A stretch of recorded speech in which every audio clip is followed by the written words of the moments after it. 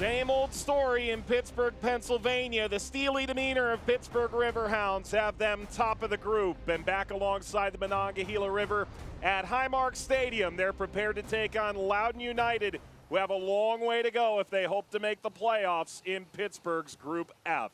Tonight's broadcast presented by the Allegheny Health Network, and with Devin Kerr, Mike Watts on hand for the call. Let's take a look at the standings. They're brought to you by K&L Gates. Long way to go for Loudoun. You wonder if that 11 points is insurmountable, Mike. It was a valiant effort put forth against New York Red Bull 2. You could say the same thing against Hartford Athletic. The problem is they only gained a point out of those two matches. 11 points seems a tall ask. And if you're Pittsburgh Riverhounds, keep going. This is very much a wash, rinse, repeat. Bob Lilly's teams always get better as the season goes on. And you know what? Apparently so do the outside backs, because Ryan James bagged himself a brace against Hartford Athletic. Most people are going to go, that's great. Scored 2 goals. Yeah, he only had 2 career goals coming in. Now he's got 4 overall. Both he and Jordan Dover are not given enough credit, and they were spectacular against Hartford Athletic. And this is not his first rodeo. It's his 5th year in the USL Championship, and he is tonight's player to watch, brought to you by Dunkin' Donuts. So all eyes on Ryan James. Meanwhile, for Loudoun United, last year they caught fire when Ryan Martin became head coach. Can they do that again? 100%. It all comes down to that point, no. They were on fire for about 80 minutes against Hartford Athletic. That fizzled out. Red Bull 2, you saw about 50 minutes of stellar play. It just couldn't do enough. Remember, Mike, at the end of last season, not only did they go 5-2-0, they beat the Rowdies, St. Louis FC, Charleston Battery, New York Red Bull 2. Outside of St. Louis, all playoff teams. They can get it done. Can they do it against this team that feels like they're playoff bound? We've got Pittsburgh at home to take on Loudoun in Group F. Lineups kick off when we return. Riverhounds fans, while you can't yet visit us at Highmark Stadium, you can still find all your Riverhounds SC gear by visiting our online store. Just go to riverhounds.com and click on Shop at the top of the page to begin. This week's featured product is a water-resistant cotton-lined face mask with the Riverhounds SC logo over black and gray checks. You can even customize your mask with your favorite player's number. Visit riverhounds.com and click on Shop today. Thanks for helping with the party, Gus. Anytime. Just a few last-minute things. Let's go. Whoa. Heads up. Whoa. We need carrots and celery. Everything's picked fresh. I have a fresh pick, too. Winner chicken dinner. The new scratch-off from the Pennsylvania Lottery. With top prizes of $250 grand. Missing anything? Maybe some asparagus. Keep on scratching. Explore a world of music on WQED. Explore sweater sessions on WQED. Explore educational opportunities. Explore science. Explore early childhood learning. Explore Nebby on WQED. Explore the power of the arts. Explore Pittsburgh Eats. Explore diversity on WQED.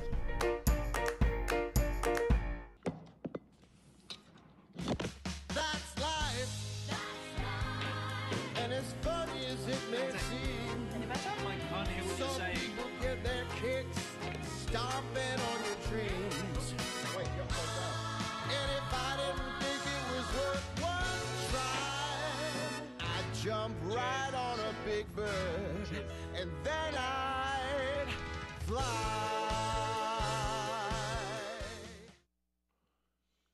Ready to go here in Pittsburgh as the Riverhounds take on Loudoun United with Devin Kerr, Mike Watts on hand. Let's take a look at tonight's starting 11. It's brought to you by Boutte and Bevington Nichols.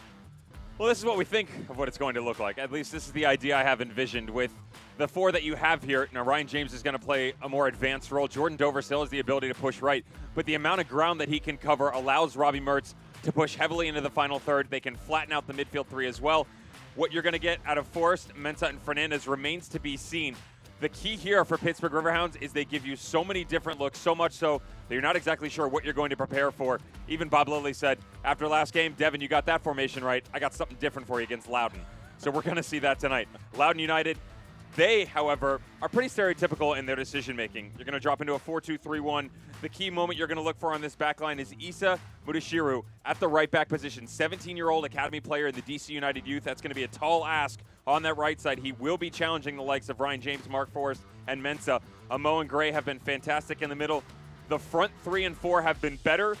Still remains to be seen as to whether or not they can challenge a back line as talented as the Pittsburgh Riverhounds. Ryan Martin will say yes. He believes in this team. He believes in the culture and philosophies put in place. I agree with him. It's been a slow start, but this team can finish strong with the best of them.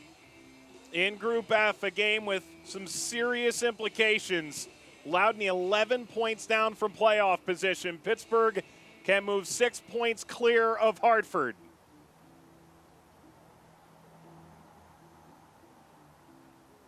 Handful of fans in the building tonight. Can Loudoun barge in, grab 3 points, and shock the USL Championship? Or can Pittsburgh continue a recent dominant run of form, including a masterful performance last time out? We're underway in Pittsburgh. Mike Watts, Devin Kerr. Let's take a look at tonight's keys to the game. They're brought to you by Heineken. We'll start with the home squad, Pittsburgh Riverhounds. Leave no doubts. And the reason I say that, Mike, is team's coming off their best performance of the year. Struggled against a 10-man Loudoun squad back on August 19th. And after playing so well against Hartford, you want to follow it up with a quality showing against Loudoun. Make sure that, that wasn't a mistake. Everybody questioned if Hartford was good enough. Pittsburgh knows they are, and they want to assert with themselves with the best in the Eastern Conference. Loudoun spoiled the party. We just talked about that 11-point gap between them and Hartford Athletic in the second spot. I'm not necessarily sure with 8 to go if they can eclipse that. However, you can push for results down the stretch to give yourself a chance, and you can ruin the team's chances that are around you, i.e. Pittsburgh Riverhounds and Hartford Athletic. So just keep pushing, and you never know. Maybe Lady Luck will be on your side. Wheat along the back line. Garay out of midfield. Jacob Green. Mark, you got to get to the ball side. Higher. Jordy, you got to see this.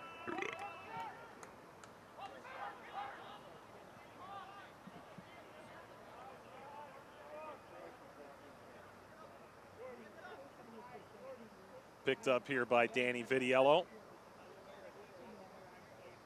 Vitiello getting the call, start number 3 of the year, allowed a couple goals in one game, a shutout in another. One of 3 players that trialed in preseason for that second goalkeeping role behind Tomas Gomez, who's been so good. Gamble out of midfield. And Pittsburgh recovers, skied by James. Gamble, followed by Griffin. Great ball control from Gabera. Knew there was nobody out there, but smothered by James.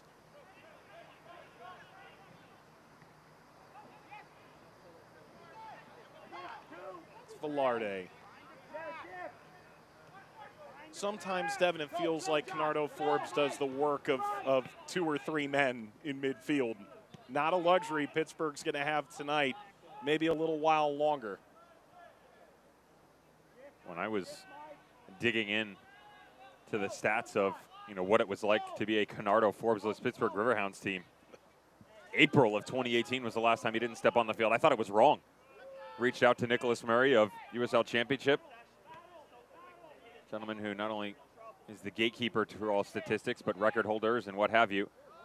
And he was spot on. And I said, that can't be right. He said, no, it's right. It was a 4-0 win against Toronto FC2.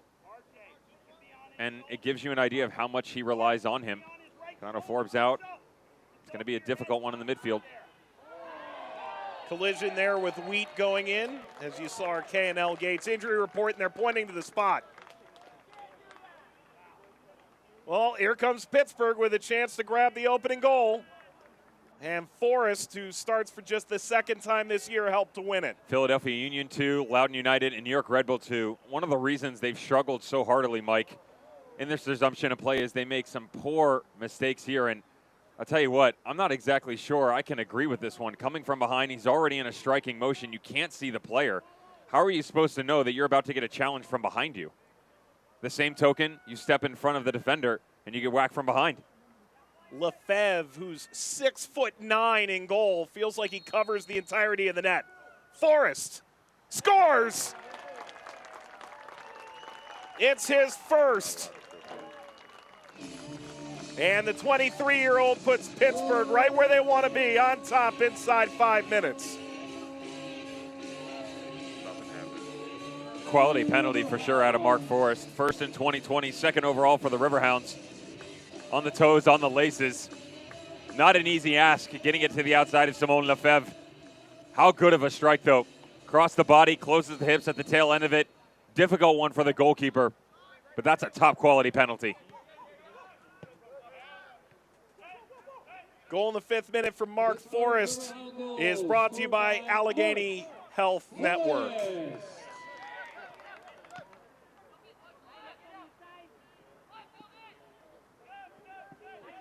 Exactly what Pittsburgh was looking for. Jump on this Loudoun side on the road. First of this year, his second career goal. He scored the game winner against Birmingham back on October the 20th last year. And how interesting that when we were looking at this lineup pregame, we were trying to figure out what it was going to look like. Bob Lilly, for pretty much a handful of times at the top of my head over the past 2 seasons that he's done it, has gone to a back four. Jordan Dover at right back, Lindstrom, Van Kiesel on your back line, Ryan James on the left, and that's the key point here. The way that they're rotating their middle three right now, Mensah is basically playing in a right midfielder role. Now it's somewhat restricted of sorts, and that he's not tracking all the way back because he's got Jordan Dover behind him, but he's allowing Robbie Mertz, Anthony Velarde, and Danny Griffin to pretty much float freely, and that is the look you normally get when Conrado Forbes is in there. But obviously you don't have that. With the 2 boys up top, they're going side to side. That's a lot of room for Ryan James to cover on the left. Pittsburgh powers ahead through Dover. Widens out. Ropapa Mensah serving toward the penalty spot. That's knotted away with ease. Maybe another look here for Mensah. Be so devastating 1v1. Back to Lindstrom, who makes his third start of the year.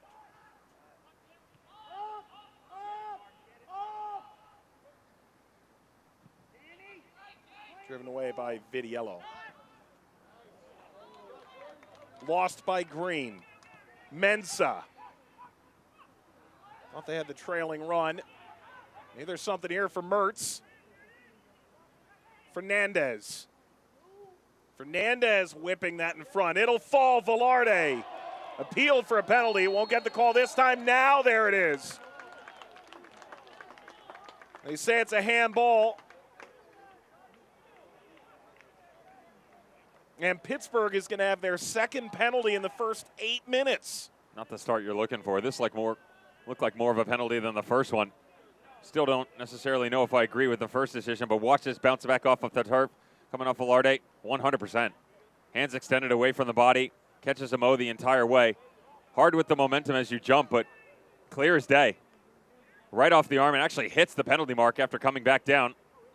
And an opportunity for Velarde to put him up by 2 just inside 8 minutes. If he scores here, he would have more goals this season than he did all of 2019. Yes, he can. Velarde scores for Pittsburgh. They're up 2-0.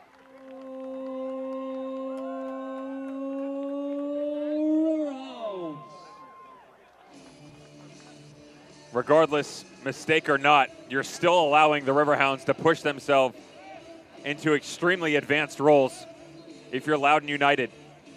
A flat start for sure, and it allows the ball down in the corner. Forrest and Fernandez very active in the opening 10 minutes. Ball gets knocked back inside. Points to the spot again. Bob Lilly's got to feel pretty good about everything that's gone on so far. Well, that penalty occurred right after the 7th minute of play. And we'll pause and join the players and officials in this moment.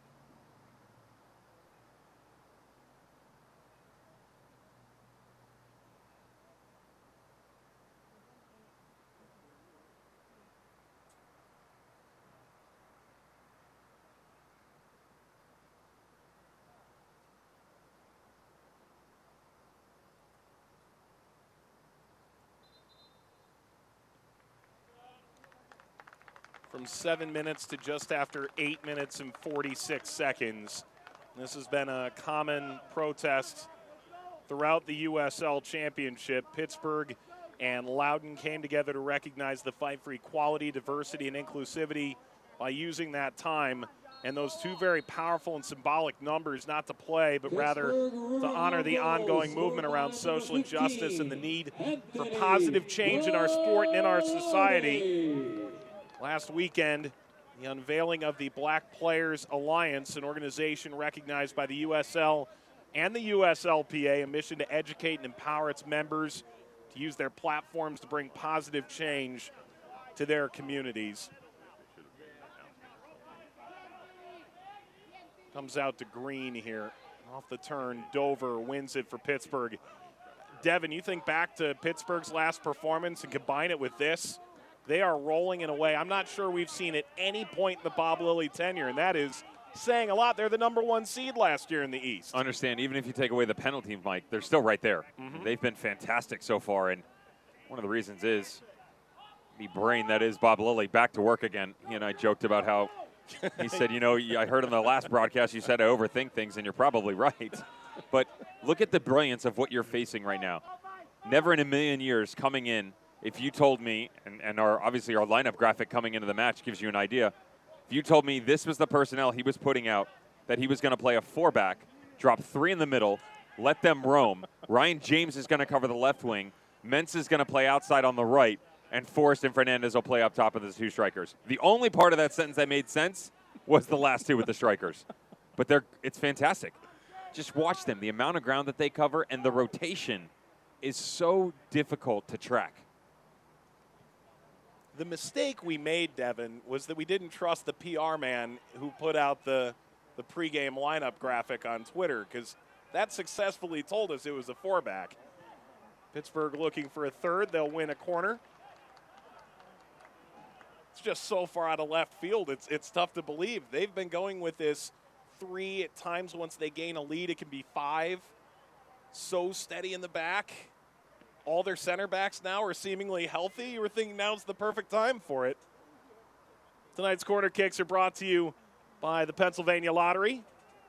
We've definitely seen it in the past, just not of this nature. This is very, very different. Corner Pittsburgh, and they looked for Lindstrom. Goes colliding in to Lefebvre.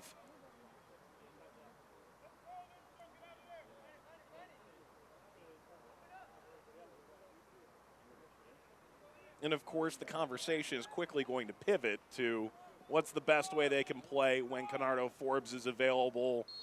Is a 4-back the best option for them? We haven't really seen them have to possess the ball deep in their own half yet. So is this a team that can drop one of those holding midfielders in a little bit and space it out and almost make it look like a 3? It's definitely an option that Bob Lilly likes to keep in his back pocket. When you think about the amount of looks just in this season that we've seen so far. I mean, we were just talking to him, and I said, Bob, you know, here's kind of what I saw last game.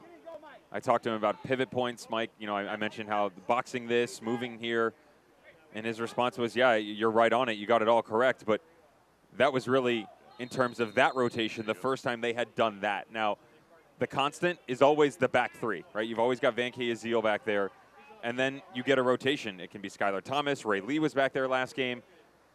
But the most important 2 pieces, and I said this on air last game against Hartford Athletic, and Bob was actually pretty appreciative of it, is the 2 wingbacks.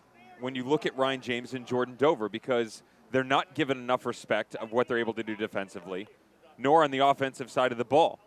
Ryan James bags himself 2 goals. That's great. However, he's more of that hockey assist type of guy, right? He's the ball before the ball that leads to the goal. And it's challenging out of the back, pushing the pace. It's overlapping runs, great service. He's good in the air. Jordan Dover, the same thing on the right side. Their ability to drop into a 5, but also overload the midfield and push it into a 6 is why this team is so successful.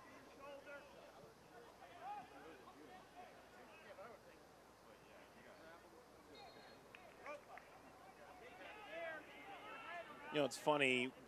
Pittsburgh hosted that game against Indy on ESPN2 earlier this year, and sometimes you shoot for the sky and the elements that you want to be able to show. Bob Lilly is the member of a Hall of Famer, too, along the way.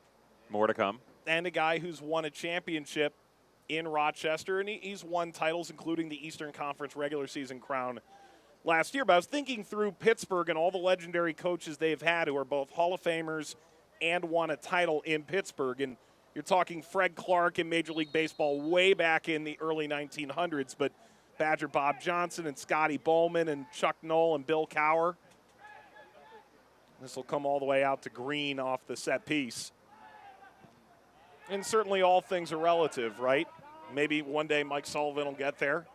Has certainly got the title portion of that down. But Bob Lilly, a championship caliber coach and a Hall of Famer, and he's playing chess while most are playing checkers. An advanced one, too. Master swordsman of sorts. It's amazing to watch. Super fun from a tactical standpoint. And, you know, at home, if it's hard to follow that much, just kind of watch some of the rotation in the middle. I think, you know, we have to realize that, Mike, we still pick up new viewers every single time out. And you want to do something fun, pick 3 players. I'll give them to you. 15, 12, and 14 for the Riverhounds. And just watch the rotation. Because where they are now, 60 seconds from now, it's a totally different spot. And it's not that it's uncommon. It's that it's uncommon in this system and the way that they're playing tonight with all the pieces that are on the field. Out to Green, going 1v1, another penalty. This time Jordan Dover whistled. And a lifeline for Loudoun in the 16th minute.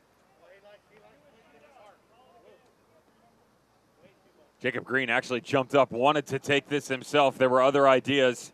Elvis Samoa is the one who's been hitting him recently. Watch the one-on-one. Not often that Jordan Dover gets caught like this. Wow, he even drops his knees in to try and close the legs, get megged around. There's not a lot of contact, but it's right in front of the referee. The hip comes out, gets in front of the attacker, Jacob Green, points to the spot, and an opportunity for Wole to just claw back in here. Fawole is yet to score this season. If he does, it'll be his first pro goal. Fawole against Vitiello, who made the stop. And for Loudoun, just feels like they're fighting up a mountain right now. And Pittsburgh will do that to you.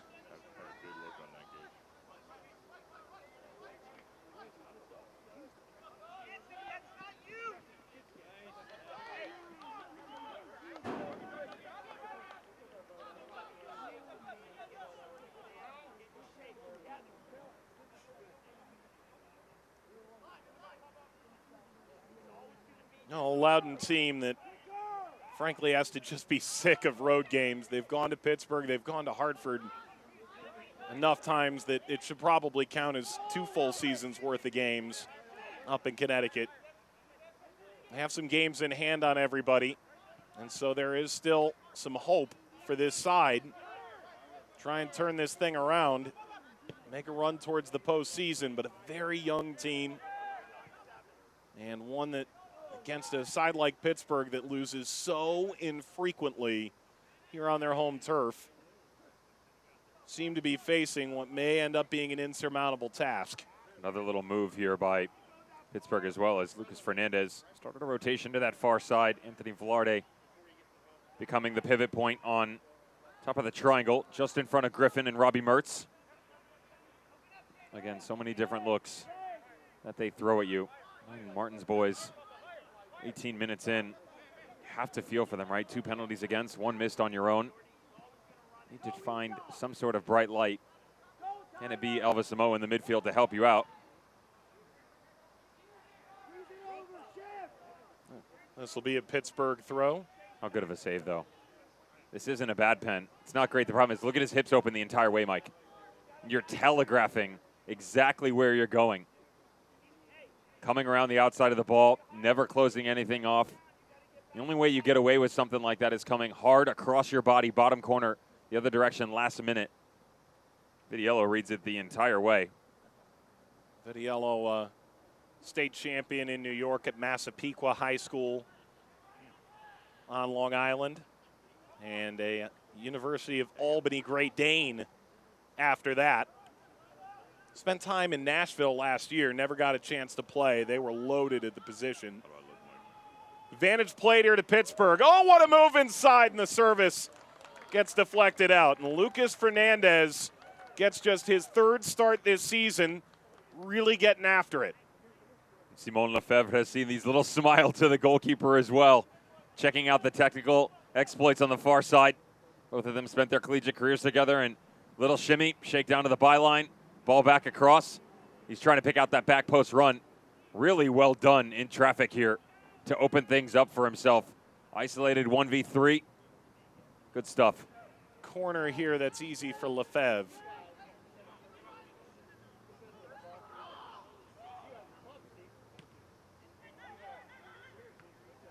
Nice distribution. They feel like that is a major plus to the former Temple Owl. He's making just his 2nd pro start. Run out of midfield, Venke Azil.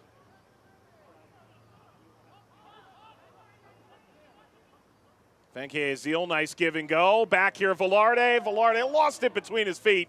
And now curling effort, Mensah skipped it off the crossbar and out.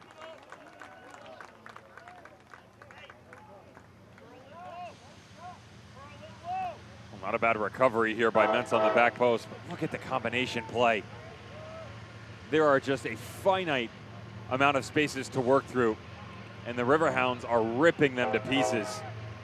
Shane Wheat, it's a tiny little touch on one end, but it just pops out. Mensah trying to pick out the far post, and Loudoun United's got to find a way to start punching back here. There's just too much pressure being deployed by the Pittsburgh Riverhounds.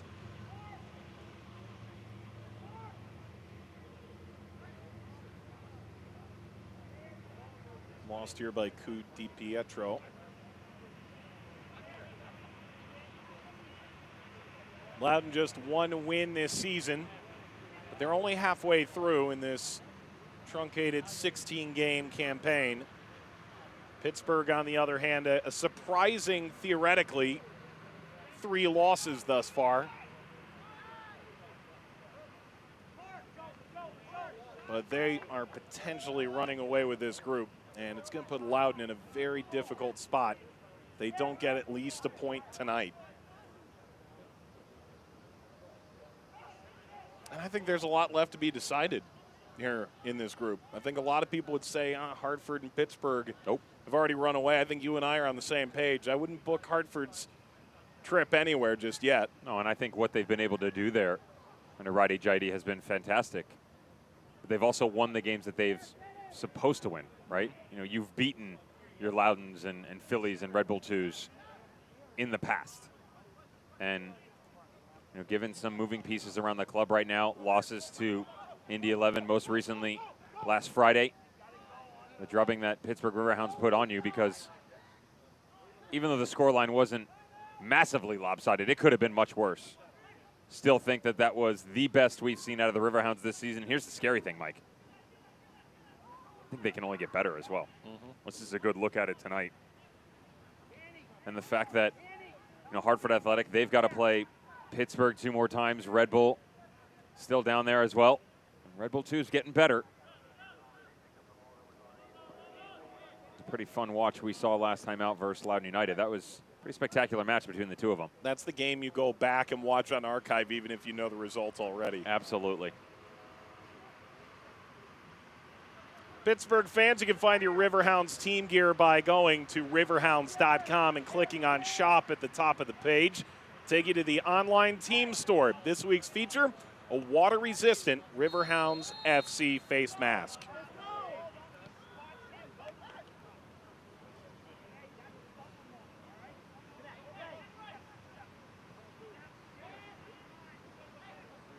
Win high up the ball away from Elvis Amo.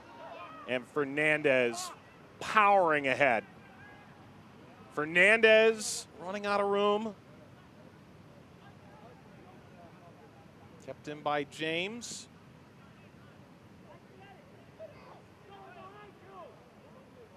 Paul Child Stand has a smattering of fans here tonight.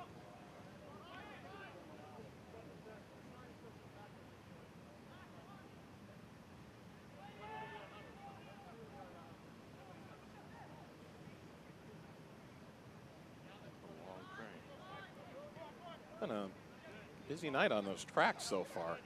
We saw a barge earlier. Now we're seeing the trains at it again.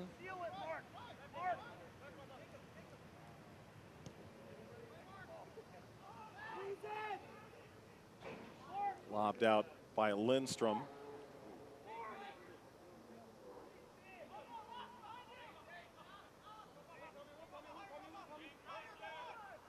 It's Green, who won the penalty for Loudoun previously. Vitiello saved. Joshua Encarnacion, the referee, has certainly left his fingerprints on this game. 3 penalties in the first 20 minutes. Pittsburgh converted their pair, Loudoun unable to.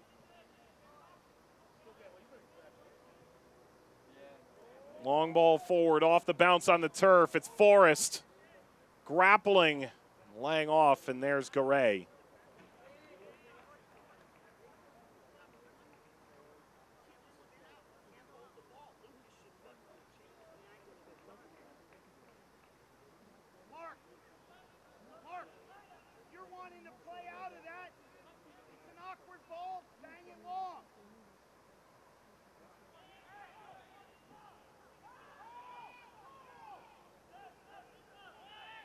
For Wole.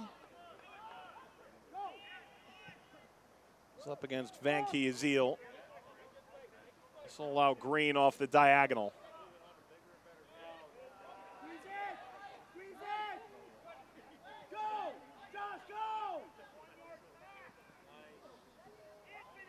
Lindstrom got the Top Gun flyby. Notice they don't panic, Mike.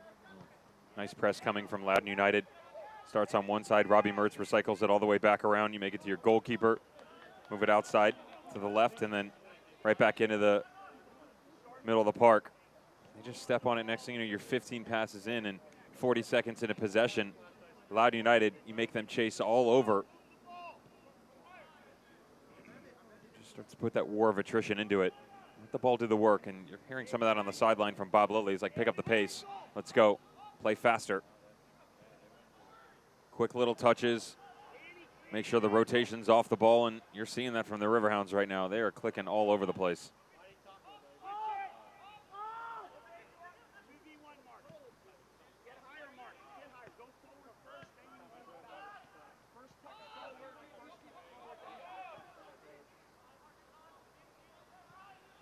Van Kiezeel. James. Settled by Forrest, who's done a good job in that role up front thus far. Dover.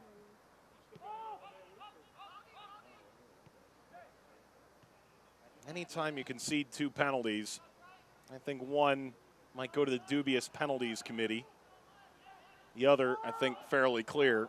You have to feel hard done if you're Loudoun. But facts are facts at this point. Vitiello. Mensah. Battle from Velarde, kept by Amo.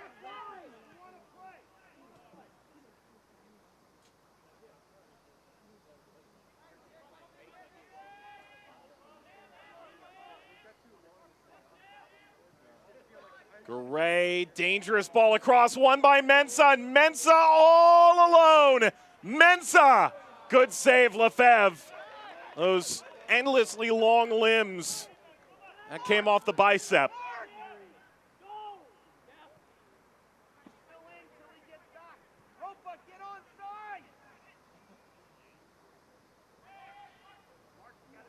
Oh, great leave. Well done. Alvasmo sees it now in the space. Those are the little things, Mike. You're not going to pick up on a statistician's report. Little glance over the shoulder, start going the other way. That's the stuff that Loudoun United need to continue to pump back into this system. Get that confidence going, because that's coming in. We talked about they're more than capable of it, but you go down 2-0 in such a fashion from the spot. Inside 10 minutes, your head starts to drop, your demeanor goes awry, and it's difficult to battle back into a match. Combine that with the fact you miss one of your own 12 yards out. And you think back 2 games ago, this was a Loudoun side that against Hartford gave up they were free kicks in the final minutes where they just inconvenient places to give away set pieces. There's no more inconvenient place to give it up than inside the penalty area, to be sure, but you'd say that may be a tad recurring. But one thing you can say about Loudoun since Ryan Martin took the helm, there's no quit in this side. It's not that, you know, their heads may go down for a moment, but it's not going to last all that long. There's a naivety to it where they believe they can get back in any game. Governor Wolf has mandated that fans wear a mask while seated unless eating or drinking. Please keep your mask on as you are seated and keep us in a position to continue to allow fans into the remaining games. Thank you.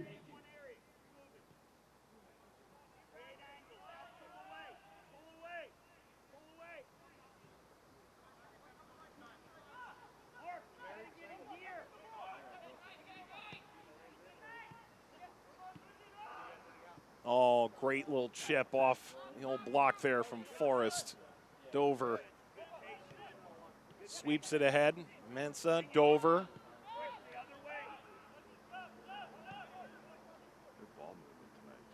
Mertz over to James.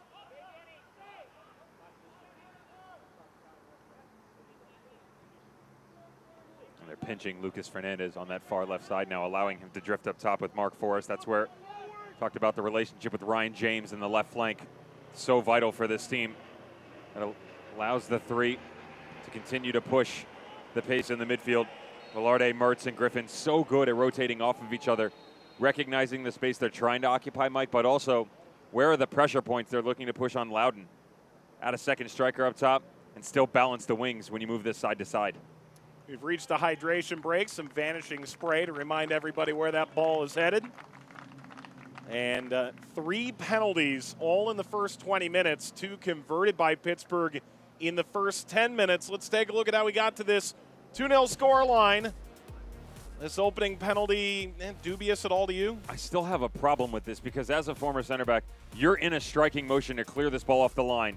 You cannot see anything behind you. Usually anything comes from the rear. Ref's going to side with the person who's already standing over the ball. Instead, they point to the spot. It's 1-0, 5 minutes in. Mark Forrest from the penalty. And then Anthony Velarde, this is 100% a pen. Comes off Elvis Samoa's arm. It's extended away from the body. Look how high it is, heading towards net. That's an easy one for the ref. 2-0. And at this point in time, the way that the Riverhounds were playing, you're thinking game, set, match. No way is Loudoun United ever coming back from that. Well, nobody told Jacob Green. Check this out. Little Meg on Jordan Dover on the backside. There's a minimal amount of contact. The referee feels like it's enough to point. Not the greatest of decisions. We've seen a lot less let go. And you keep going. Good save, Vidiello. And you talked about it. This is a guy who in 2019 in Nashville, loads of talent in between the pipes, doesn't get any reps whatsoever. Third time out. Make sure it's not the third time it hits the back of the net on his watch. It's funny, Devin, you think about, especially in Rochester, you could say in Pittsburgh here too. Gomez had this situation in Rochester where it's almost an even split of games. Maybe it's 24-10. It's a little more lopsided, but Bob Lilly doesn't just go with one guy and roll with it. Gives most everybody a chance at some point to feature. He feels like everyone's going to need to have their moment. That was coming off, by the way, the 2015 championship year of Brandon Miller. Right. I mean, you just seamlessly go from goalkeeper to goalkeeper. Look who he's worked with. You know, Danny Villalobos adding his name to Tomas Gomez. Kyle Morton, of course, with St. Louis FC now. Brandon Miller, we just mentioned. This team goes deep for sure.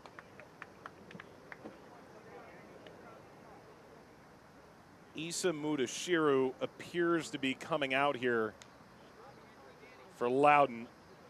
Substitution brought to you by the Pennsylvania Lottery. So out comes the academy player who was put in a difficult spot going away to Pittsburgh for your first career professional game. And Williamson, former college player, comes on.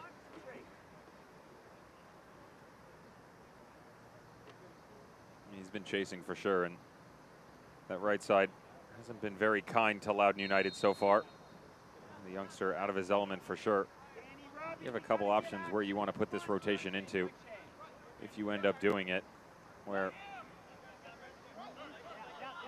just depends on as to whether or not you want to chase after this, and heavily. Or if you're going to sit in your 4 as well and just let it come to you. What you're seeing right now is Guevara has actually come to the left back spot. Jacob Green has gone to the right with Brandon Williamson. Stepping into the midfield. Amo wins the free kick here. Well, and Green gives you that flexibility because he can play on either side. They really celebrate that flexibility, and Guevara, a guy who can play on both that midfield line and further back. Would imagine that you're probably going to see Cuda Pietro rotate out to that right side as well. Gamble, he's primarily their 10 that they've moved over to the left recently. And Brandon Williamson is more of your swingman in the 8, but combining with Elvis Amo and Jemmy Garay, he may be the better attacking option, to be fair. A former Duke player. Garay, excellent ball, and Vitiello able to get just enough on that. Whisked it out and picked it up. Watch out, Loudoun, because Pittsburgh can't run off those scenarios. Griffin, James, thank you. Mertz.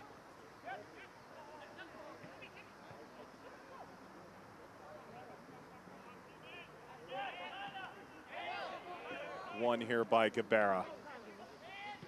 Guevara making that long run forward.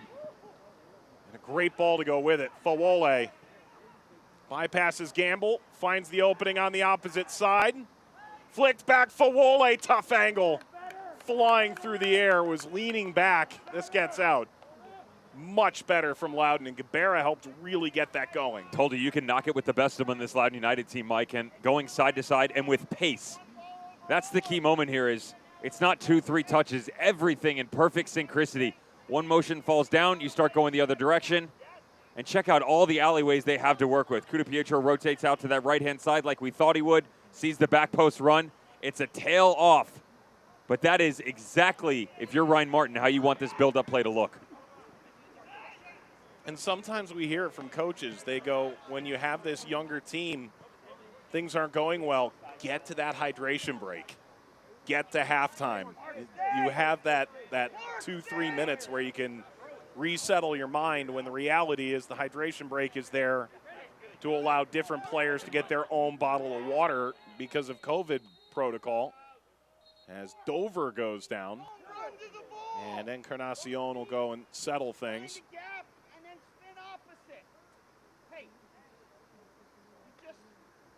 And will converse here with Elvis Amo. Got a chance to play him 14 games a year ago, grabbed 4 goals. He's already got 4 goals this year. And now his 6th yellow card. Jordan Dover recognizes where the pressure is coming from. Elvis Amo reads it. The problem is his first step a bit too long. That's where you're looking for the quick explosion. Faster feet. Go back to your ladder drills in training. Actually gets away from him. As does this, coming off the back line for the Riverhounds.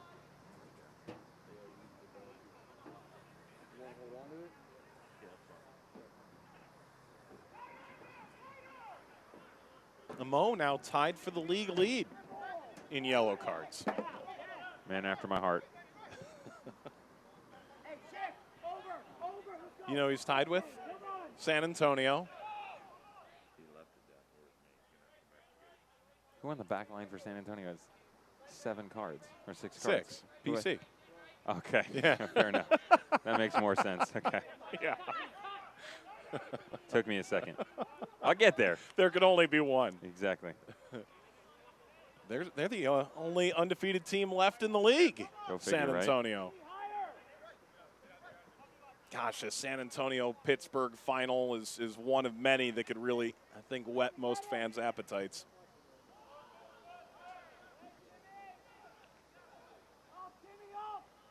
That's a long way away.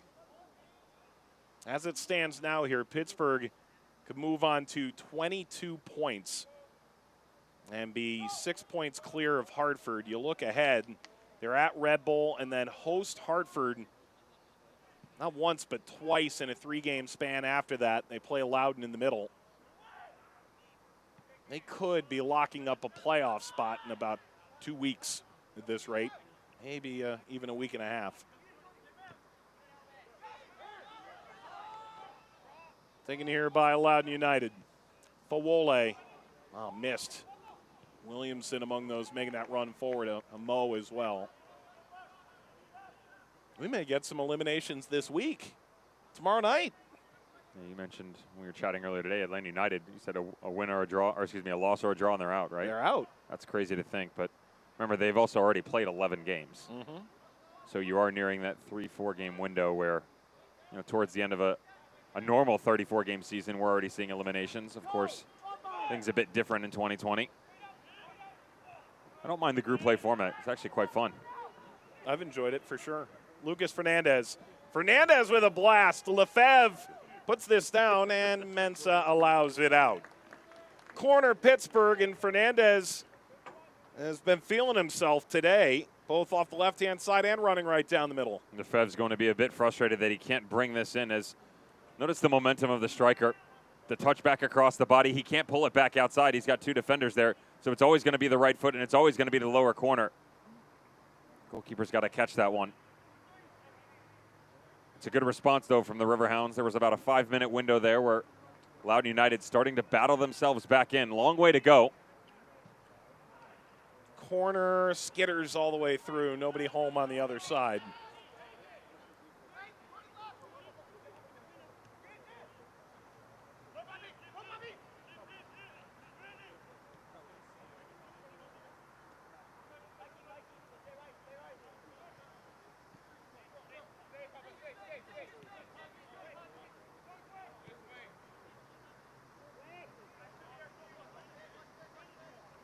Williamson pirouettes. I mean, really, the drop line that would adequately describe this game is converted penalties. Anything else? Well, that possession is dramatically coming back over the past few minutes. Notice the Riverhounds just sitting back here. I'll allow it. Keep the game in front of him. Well done by Cabrera on the left side to keep that in. He's had a very nice start on since he's moved, especially to this left-hand side. We don't normally see him on the back line either. Previous appearances, a much more advanced role on the wing and centrally located, but holding his own. Of course, the host sitting on a 2-0 lead. They have no problem keeping this game in front of them. Riverhounds shut it down with the best of them. Not just in the East, Mike, the entire USL Championship. It's not often that they succeed anything once out in front like this.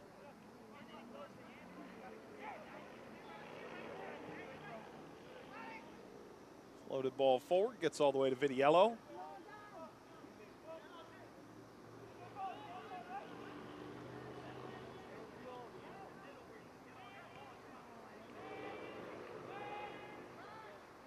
Kept by a Mo. And turn back here to Pittsburgh. On to Mensa.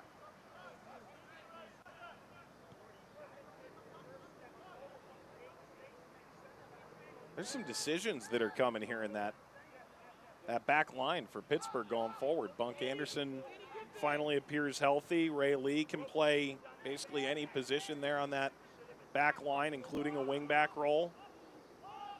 Lindstrom gets the call to start today. Venke Azil seems like the obvious go-to. Skylar Thomas is impressed as well. So all of a sudden you've got a log jam back there, which was definitely not the case 2-3 weeks ago. The only place that I'm even considering a change, if at all, is at the right back spot with Skylar Thomas. Everybody else lights out. Even Ray Lee, who came in, of course, off of his season that in 2019 with Hartford Athletic, just steps himself right in. Seamless transition for him under Bob Lilly's system. Know exactly what's asked of him. Already give massive credit to Jordan Dover and Ryan James and Venke Azil, how good he is. He's still one of the crazier talking points. Gamble with a hopeful effort. Maybe he was looking for that run on the backside from Green. I love him on the back line for his ability to step up into space. I mean, he recognizes that, okay, he can play out of the back for sure. He's great with both feet. But he can step into that as well. So he'll bypass the initial line of pressure, push himself into the midfield. You draw an attacker out, and now you're challenging the shape of the opponent. not just to go side to side, but now the vertical areas, you can exploit them. So when he beats the first one, you drag a second with him. That's when Velarde, Mertz, and Griffin, and I'm just referencing the 3 that are there tonight, have the ability to say, okay, you made your mistake, and look where we can go have a little fun now. Mensa continues to battle. Ultimately squirts out to Gabera. And Shane Wheat flipping to the opposite side. Williamson. Right through the legs of Green.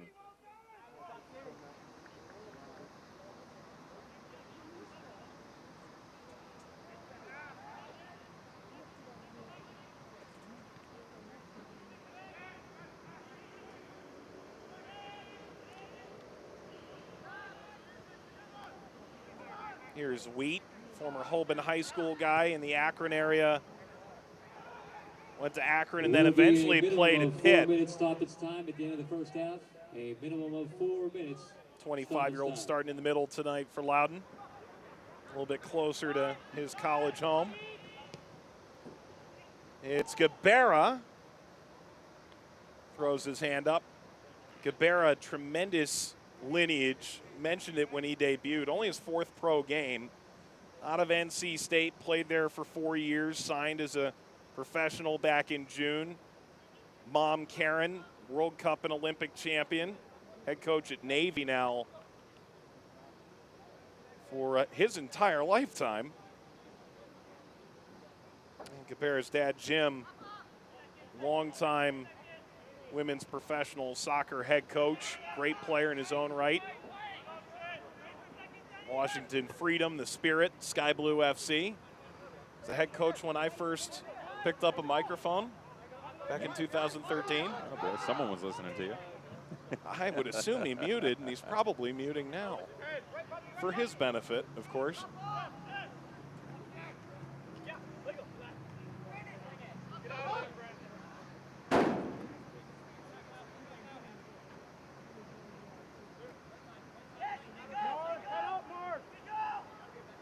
Dover to throw for Pittsburgh as we near 90 seconds in to first half stoppage time.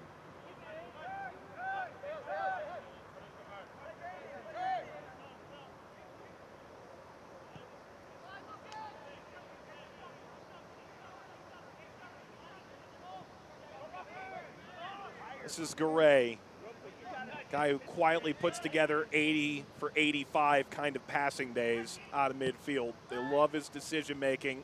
Still feel he can be a little bit louder as he grows. Great from Fawole to get Griffin in the air. Red shirts starting to penetrate the penalty area.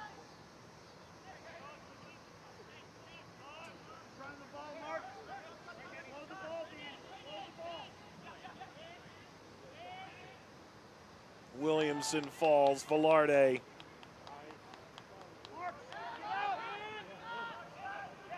I think what Velarde just did perfectly exemplifies what you mentioned earlier. Total calm from Pittsburgh. One here by Loudoun. They can get a goal here late in this first half. Really changes the dynamic. The cutback ball will leak away for a corner.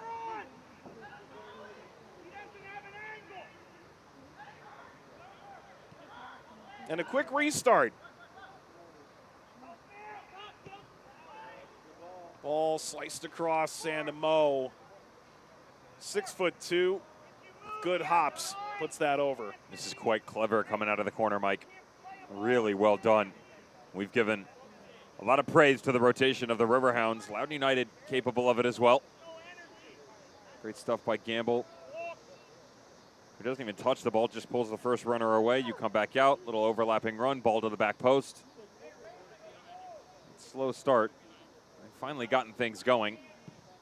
But much like the 11 points to get themselves into that number 2 spot, is this 2-0 with 45 to go.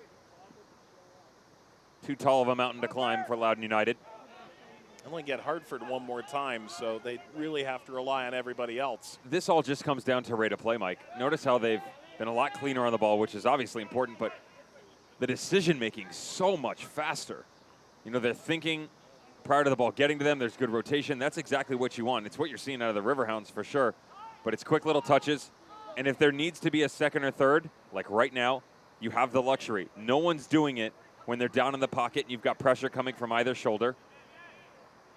The rotation down into the channels, they're challenging the shape of the Riverhounds. Again, it's not necessarily the best we've seen out of them, but they are capable, and Ryan Martin will have that conversation going into halftime. Bob Lilly, though, he's going to turn things around. He won't be happy with the last 15 minutes, I promise you that. But 2-0 in the first 10 minutes, he'll take it. And 2-goal leads are nearly sacrosanct for Pittsburgh Riverhounds. It's all about the penalties. Bob Lilly and his Riverhound side ahead. The Heineken at halftime with Devin's Dish, first half highlights, and more when we return.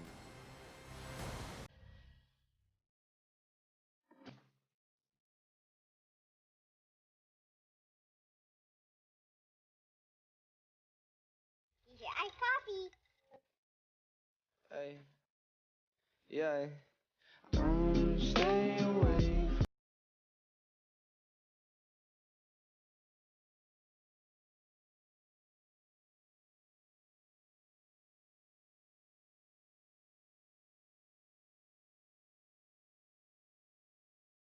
Hi.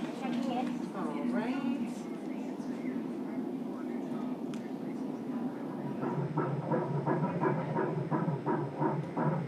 Oh, that's cute. That's so cute. She's gonna have some nice big cheeks. Yeah.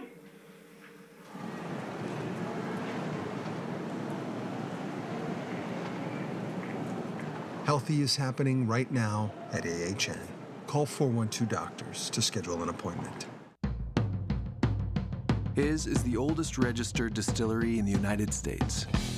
From a place where the water is cool, clean, and iron-free. Perfect for making Tennessee whiskey. Charcoal mellowed drop by drop for smooth sipping. Which is not the easy way.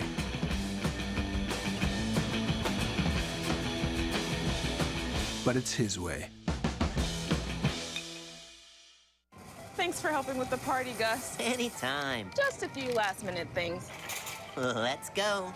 Whoa. Heads up. Whoa. We need carrots and celery. Everything's picked fresh. I have a fresh pick, too. Winner, winner, chicken dinner. The new scratch-off from the Pennsylvania Lottery. With top prizes of 250 grand. Missing anything? Maybe some asparagus. Keep on scratching. Welcome to halftime, brought to you by Heineken. And this is the perfect atmosphere for a beer. Lights shining, and for Riverhounds fans, a 2-goal lead over Loudoun United. A ton happened over the weekend. These groups really allow you to pull away as we run into the stretch of the USL Championship season. For more on that, Devin, time to dish. The Dish. Best served hot, fresh, healthy sides. Most importantly, goals. Served up with assists like this from Caden Clark. One of my top 10 prospects coming into the season with an affiliation with an MLS squad. Look at this thing, weighted.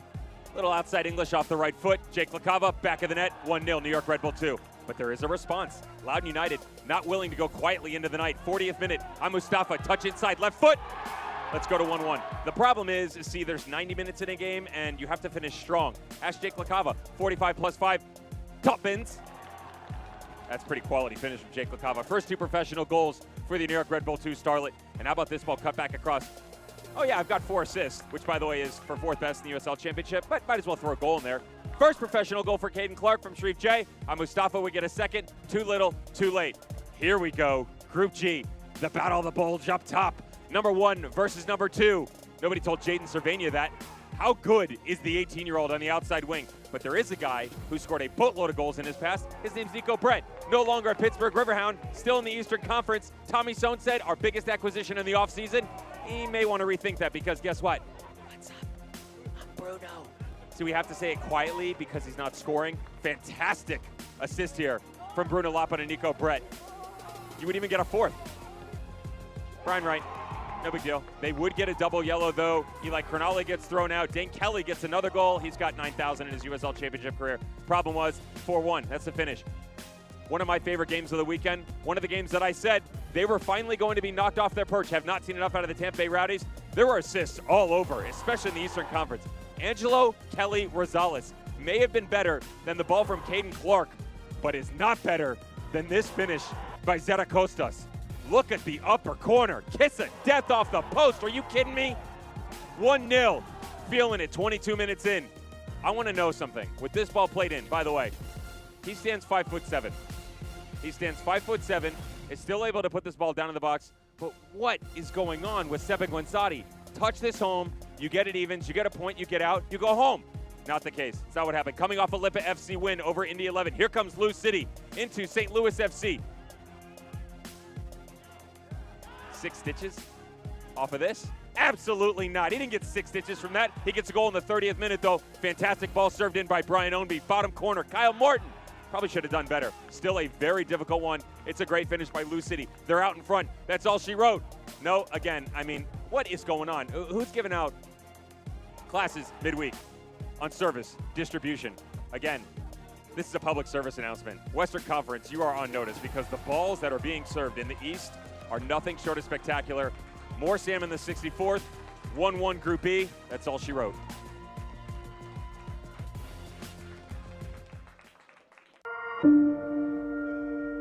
The United Soccer League and its 47th championship in League One clubs stand united in support of diversity, inclusivity, equality, and compassion. Together, we can make a difference. Together, we can create change. Together, we are united against racism.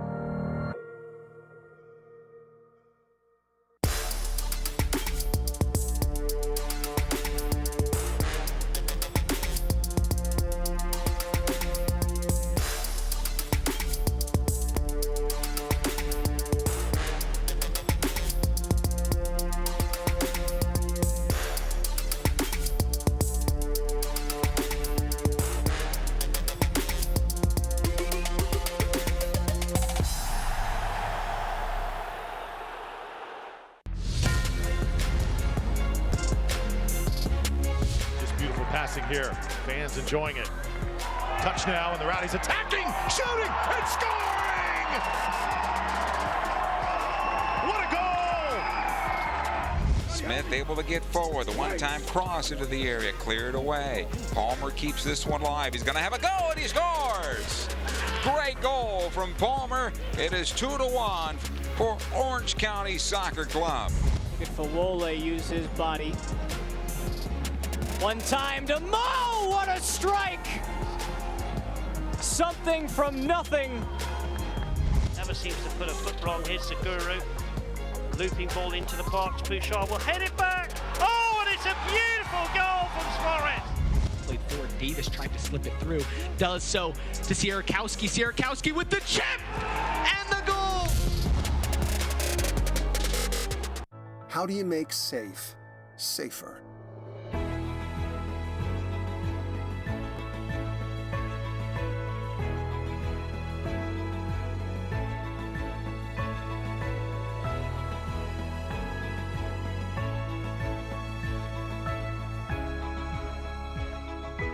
We take extraordinary measures because at AHN, it's safety first, always.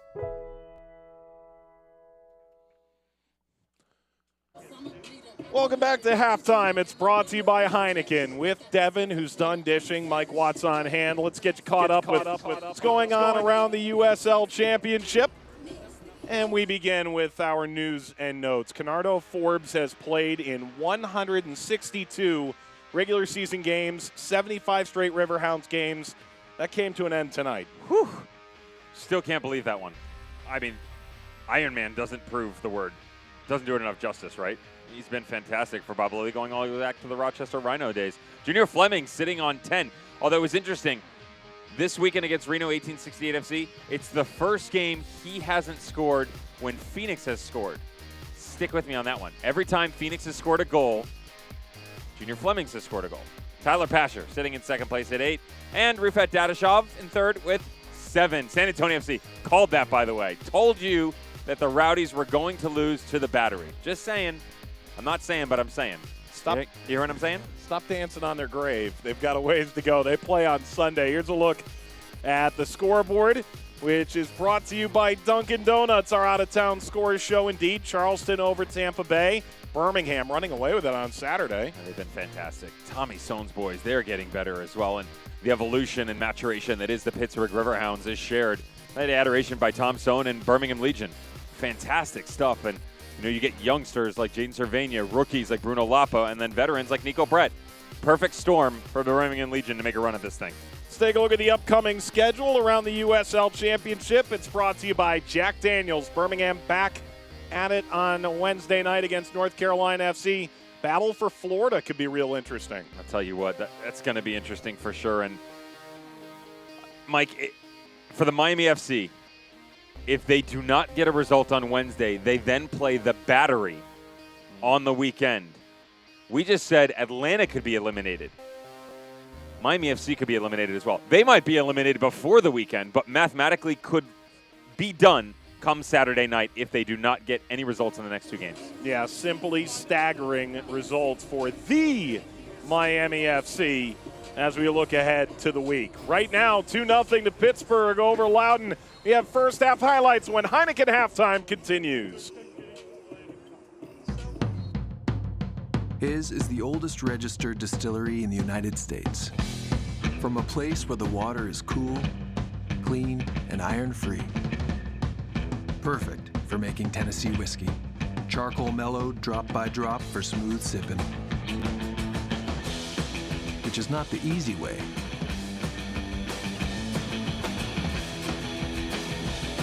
But it's his way.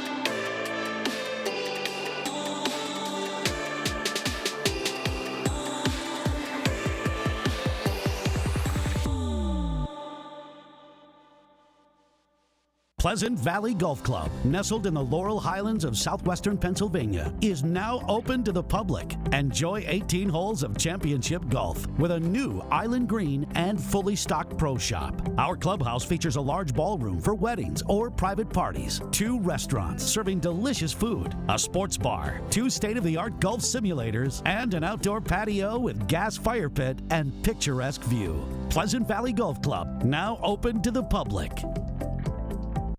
Riverhounds fans, while you can't yet visit us at Highmark Stadium, you can still find all your Riverhounds SC gear by visiting our online store. Just go to riverhounds.com and click on Shop at the top of the page to begin. This week's featured product is a water-resistant cotton-lined face mask with the Riverhounds SC logo over black and gray checks. You can even customize your mask with your favorite player's number. Visit riverhounds.com and click on Shop today. Devin, what number would you put on your mask? 9.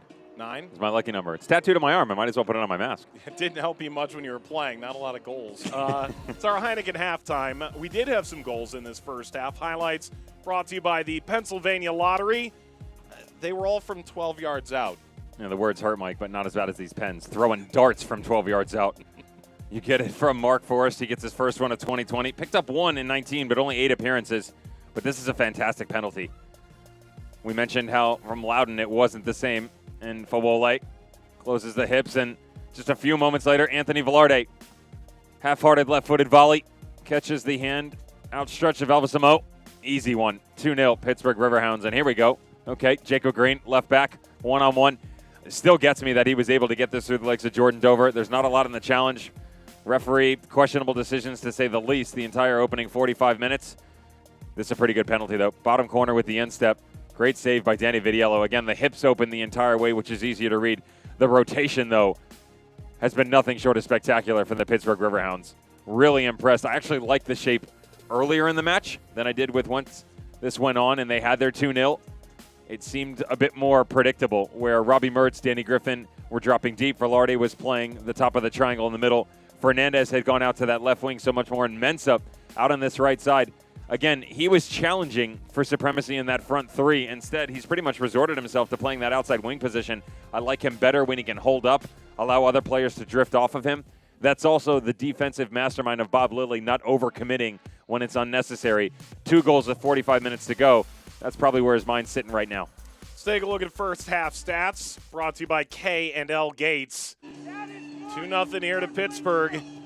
And nightfall at Highmark Stadium.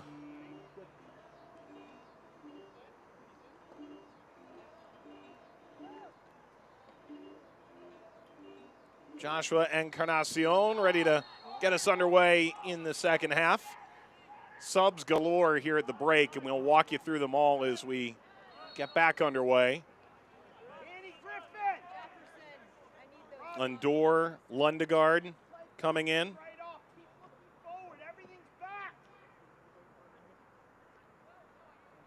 And Christian Sorto as well. So 3 changes after they made an adjustment at the hydration break in the first half. So they've used 1 window, but 4 subs. So they've only got 1 left, and they can use it as they see fit.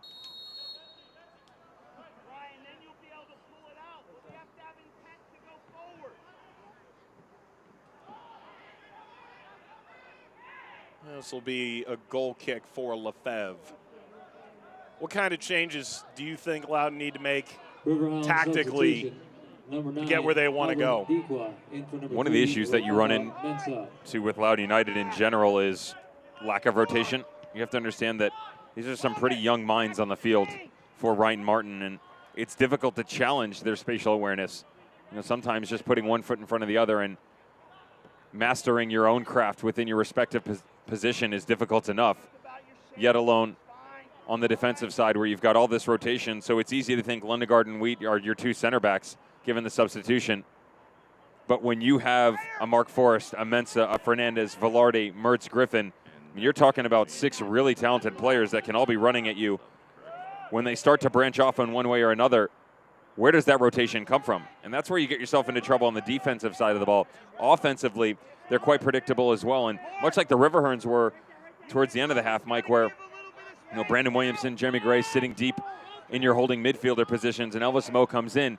The midfield 3 of the Riverhounds are constantly ever-changing, so it's hard to figure out exactly where the pressure is going to be coming from or which direction they're going to push the ball moving forward. That's what you need out of Loudoun United. So Elvis Mo, don't just look for those 40-yard balls. Look to drop down in, drop next to Garay, push Brandon Williamson up in. You know, when that rotation starts to come, then you're asking the Riverhounds defensively to challenge themselves more. Lost by James. Cudi Pietro couldn't hang on.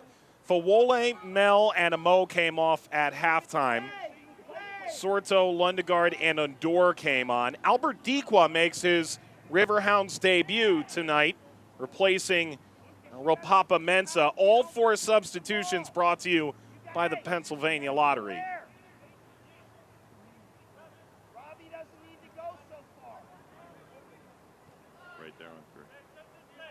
Albert Dikwa, 2 years in St. Louis, before that at Orlando City B. So his whole professional career has been under Anthony Pulis, and now plays under Bob Lilly for the first time. He feels like as this slashed out of play, a perfect fit for Pittsburgh as that next option to have available to you. Especially with the way that they morph their shape, for sure. A lot of speed. When you have players like Ropapa Mensah, Steven Dos Santos, great one to play off of. Especially he become one of those pivot points. Now, he won't drop down into the midfield, but you'll see him more on the exterior wing. And outside of your wingbacks, you do lack some of that presence. Right now, Robbie Mertz is more than capable of going out there. So is Danny Griffin, even Anthony Velarde. But when you have such talented players in the midfield, why not utilize other areas? Maybe a chance here to grab a goal. Ball came off the attacking player, and I think the offside flag's going to be up. It is. Vitiello remains down. Cudi Pietro was the player who ended up getting that shot away, and he hit his own player falling toward the goal line. A nasty spill by Vitiello in transition as well here, and watch this just open up on the back line. That's a great ball in by Gamble, but it actually catches a deflection. He's got Endora in his sights, and sure enough, Mike dropped right in front. Look at all the space here. Tripped up. That's the knee to the head of the goalkeeper. Not a bad touch by Cudi Pietro. Ted recognizes the space. Ryan James on the byline. Coming over inside a goal. Good save.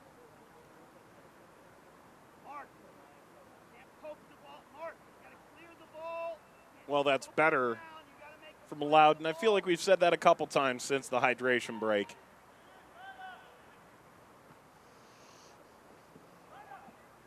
Cabrera circles back around. Away by Lefebvre. Spent some time in the English lower divisions before making his way to Temple for 2 years. A youth at Bordeaux in France. Bordeaux, one of those top-tier name recognition brands in the French League One. Fernandez got that off of Green. Corner, Pittsburgh. It's brought to you by the Pennsylvania Lottery. Lucas Fernandez said he absolutely went to Rochester Rhinos games. Grew up in the Rochester area. And Lilly really didn't know him at all back in the day. So perhaps it's some divine intervention that brings Lucas Fernandez to Pittsburgh. Ball hit to the near post. Toward Griffin. And here comes the breakout from Loudoun. And the speed of Endor. Trying to get around the outside of James, who slides in perfectly. It'll be a corner for Loudoun, and Endor wanted perhaps a foul that he certainly wasn't going to get. It's a good look at what the pace that Alien Endor brings to this game, because Ryan James is by no means slow. But check out how fleet of foot Endor is getting around this corner. Great job by James, though. Plays the angles, little tackle, just push it to the outside. Such a good 1v1 defender. Corner is long. Got a piece of Shane Wheat. I mean, there's some weapons here on this Loudoun team, Devin. Endor is a lot of fun to watch. You saw Mo pull some of those strings. Gamble, I think, is impressing in midfield. You and I have seen him now 4 or 5 times this year on games we've called. There was a good look at about the 48-minute mark where Jacob Green, after the substitutions, and I talked about the rotation, Mike. Jacob Green makes a 40-yard run, starts at the right back position, beats the one player, and he starts to step into the midfield, and then everybody starts scrambling for the Riverhounds. Now, nothing came of it. But about 30 seconds after that, after the rotation, there was this hesitancy by the Riverhounds of who steps to the next player. That's where the chance came, where Endor gets the little deflection of the ball coming out of the midfield by Gamble. That's where you have to keep going with talented players like Sordo on the wing and challenge the Riverhounds. Here comes Sordo down the wing. Leaves this off. Williamson. Lean back a little too far.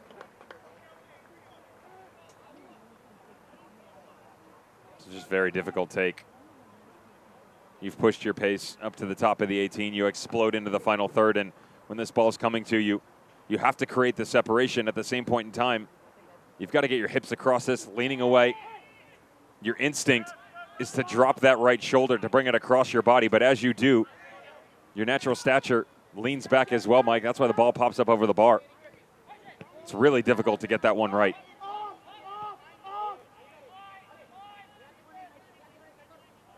When you do get it right. Yeah, it's highlight material for sure. It's when you even sit at home practicing on FIFA.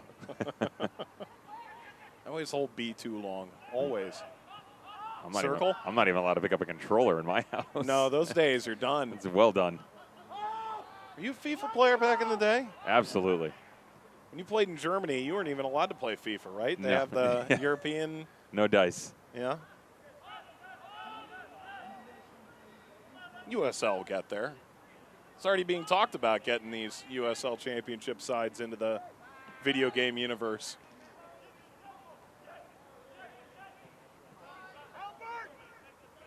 Gosh, I can't wait to see. For some unknown reason, Kenardo Forbes is going to be a 63, and he should be like an 80. All things considered, you know, top end in this league. Bob Lilly will have a formation that's a 1-10 or a 10-1, you know, come on. defensively. He'll box them all. Down goes Lindstrom, and there's going to be minimum conversation, maybe a card. We're throwing it in. Get into the middle of the field. From here.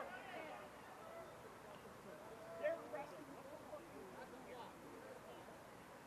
If we lose the ball, you're fucking here pressing. He sort of kicked up through that, and when Dorr was pressing him, let's get a better look. Yeah, this is going to leave a mark. Watch the studs. Absolutely. The entire way. You can really get yourself into trouble with a challenge like that.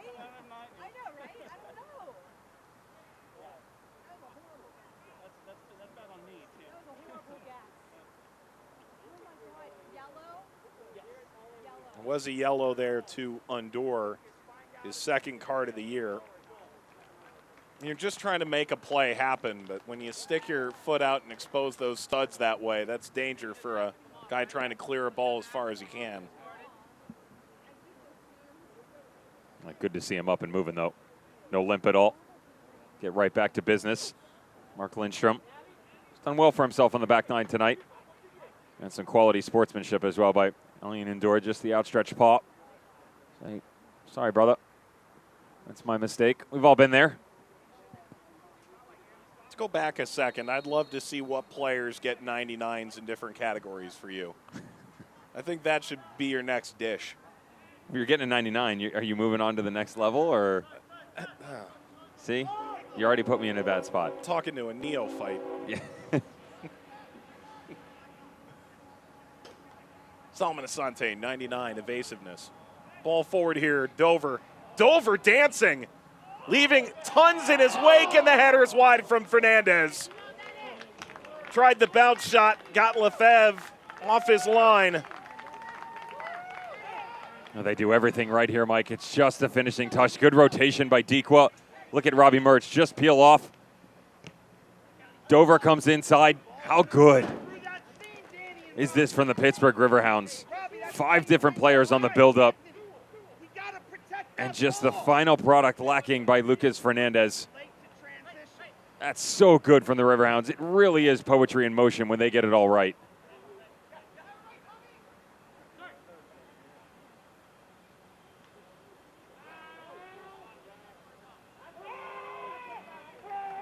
Lindstrom shielding this all the way to the end line.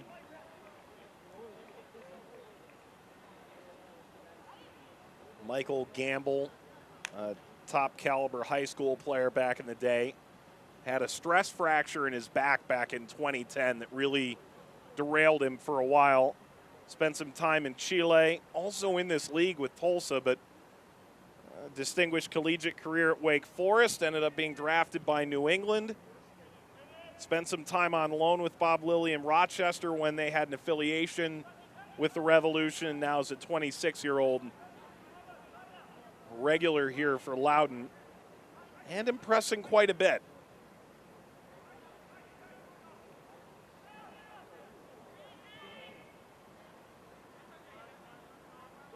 And that was some of the stuff I was talking about, Mike, with Ryan James and Jordan Dover in the first half. Notice Dequa comes in, Mertz goes out, Dover on the outside, comes all the way back in.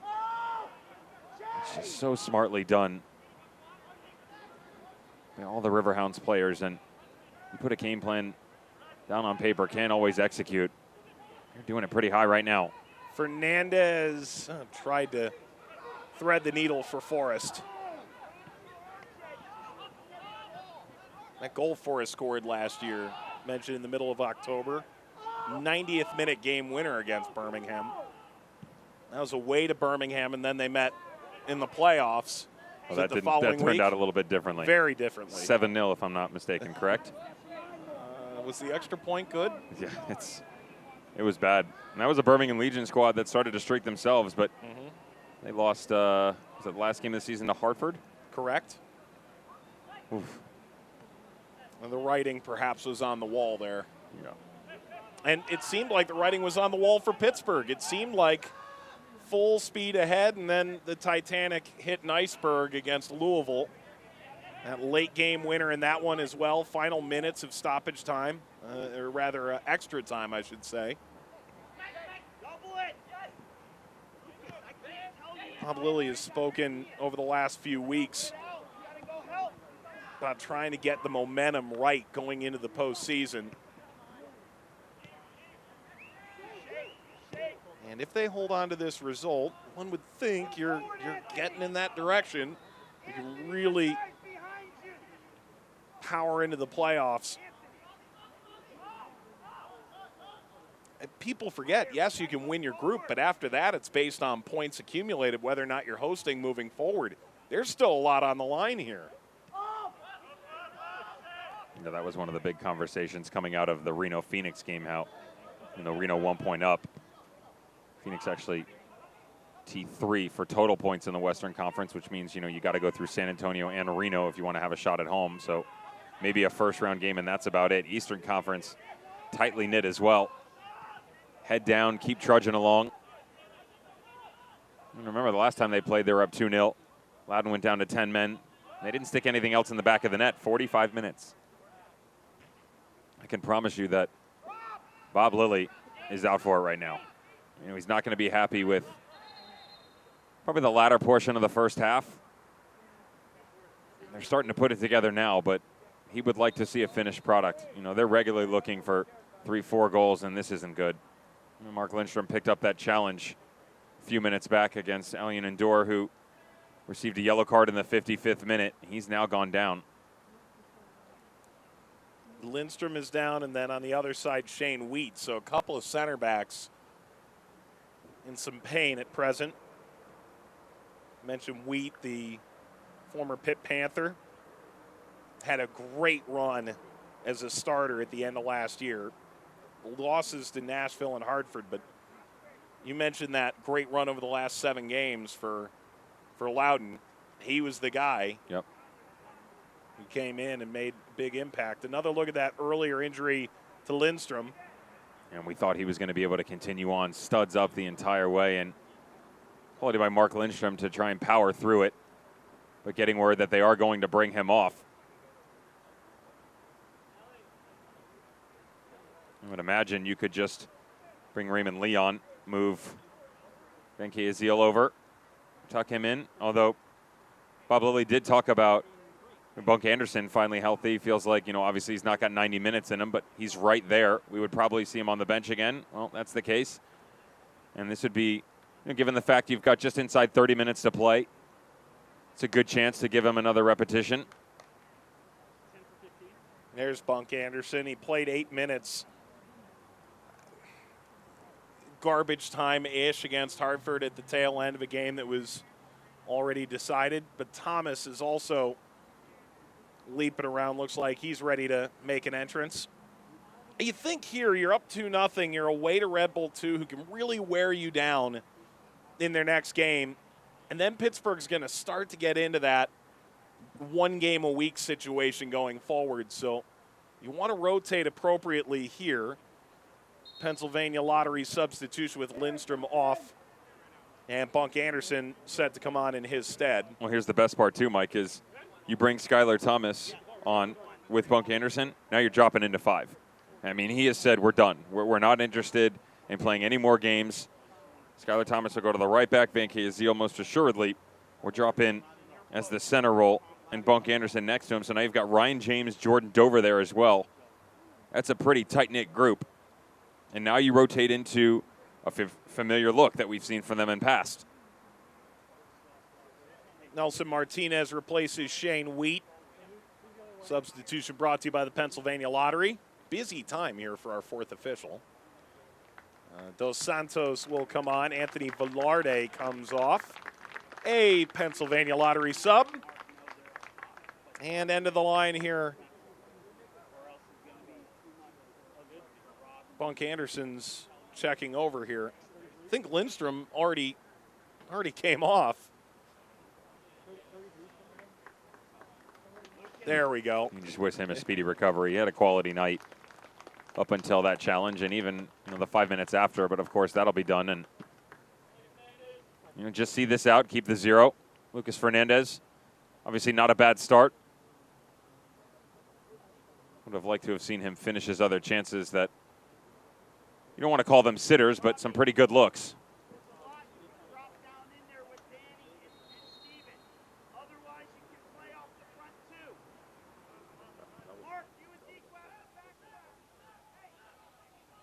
You hear Bob Lilly starting to adjust things around a little bit. Ball floated forward for Undor. James won't be able to hang on. A game that's aptly been called by Pittsburgh Soccer Now, one of my go-tos, reading up on the team lead up to games. PK Fest 2020. 3 in the opening 18 minutes. Loudoun missed theirs. Pittsburgh converted there too. A yellow card shown here and a big grin from Albert Dequa.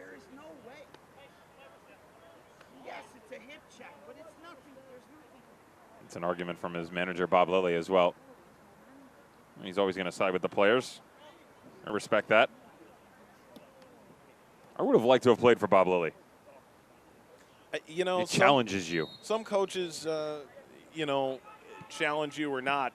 A lot of players will describe it to us as like an apprenticeship, playing for Bob Lilly. It's not for everybody. Some are with him for years and years. And I always find that the sum of the parts always greater than each individual piece. And that's a testament to a good manager. Yeah, I just think that with all the rotation that they have, I take a look at my career starting as a youth and then moving into the professional level. 9 years old and you're scoring 10 goals a game. And then, the next thing you know, you become a midfielder. Get older, you become a center back. And a lot of players, just like in any other sports, you can start as that star up top doing everything, and then you move your way and become more natural. And the ability to read the game, I would have had fun in this system. He asks so much of you. But at the same point in time, if you can just do your job right, it opens up everything else for everybody in front of you. You're not asking Bunk Anderson or Skylar Thomas to be world beaters and go into the centrally located positions. Van Kaziel can get in there. Dequa strikes this with venom. It's the same thing, though. You get a Ryan James who can step on the left. He can knock a 25-yard ball in to a number 9 who's rotating across his body, who brings it back to the top of the 18. And your outside winger, who was 5 minutes ago, who's tucked himself inside, can pull on a half volley and go to goal. So many different looks for Bob Lilly's teams, and that's why they're so difficult to break down. Di Pietro, and that was knocked away by Steven Dos Santos. And like Dos Santos, a very interesting case. Look at how deep he's been playing over these last couple of games. Talking about a guy who can lead a line. To a fault at sometimes. And even Bob Lilly will admit that he likes him to drop down in, be that possession-oriented striker for sure, and he's so good at it. At the same point in time, you also walk a fine line with him, being too deep. You have the role players in there for a reason, because you still want to be able to maintain that presence and shape up top. But in times like this, where you have a Mark Forrest or an Albert Dequa, you have the luxury to allow him to come back.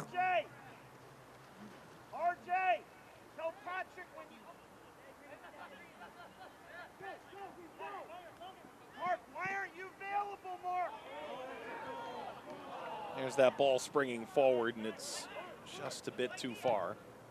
Mike Watts, Devin Kerr, Pittsburgh taking on Loudoun in Group F. Pittsburgh looking for a third. The slide in there is brilliant from Adam Lundegaard. You see Lundegaard, he's built so sturdily, still only 17.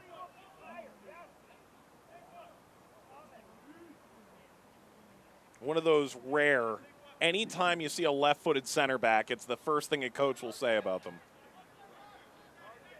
You wonder what the future holds for him. He's already committed to Clemson. All whipped across. This will be a goal kick. Some coaches are very clear. We are a professional pathway only. I take a lot of stock in what Ryan Martin said. Not every player's best option at is 18 the pro route. is to be a pro. Yeah, yeah, they were very specific about that. And, you know, you hear the comments of we want them to be good people, and usually it's okay, try and make them a better player. We want to make them good people as well. You don't always hear, okay, well, it might not work out here, but we're going to still make the next step available to you the best one. And that's why you'll get some players like Adam Lundegaard who, you know, an academy player coming through. Is he ready to jump to, you know, DC United's team? Not right now. So go hang out with Mike Noonan, who's a fantastic collegiate coach, by the way, at Clemson. Go learn a little bit, you know, continue to hone your craft and get an opportunity to, you know, come back with Loudoun United, come back to DC. Who knows how it works out for you? As long as you're giving yourself the opportunity, that's the most important thing. And Ryan Martin says he and his crew will allow you to do that and more. Pushing through here, Sorto just looking for a little bit of space. Gabera.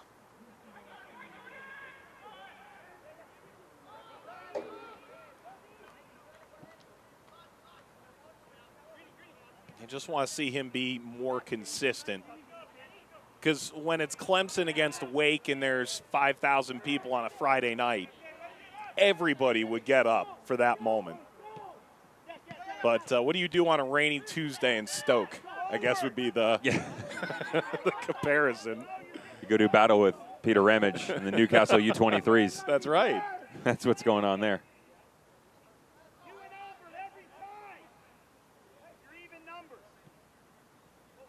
There's some of these academy programs now that'll put together a whole combine to try and allow some of these U19s. Williamson goes in, side pocket. Williamson shown a yellow, and Dos Santos is grasping at his left ankle. It's a rough challenge. And Williamson on Steven Dos Santos' watch. Tries to poke it around him, can't get it. Good technical move. Scissor by Brandon Williamson. This is a very rough challenge. I'll tell you, the first look, Mike, run a play, you think, okay, bad tackle. It's much worse than it looks. Beg your pardon, that's the right that he was reaching for there.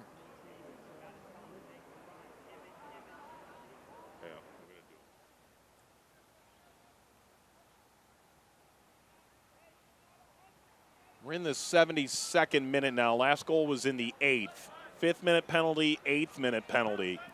It was Forrest and Velarde who grabbed the goals. And Pittsburgh trying to put the finishing touches on 3 points that would put them 6 points ahead of Hartford. Albeit some games in hand waving around, but a big Pittsburgh-Hartford game looming.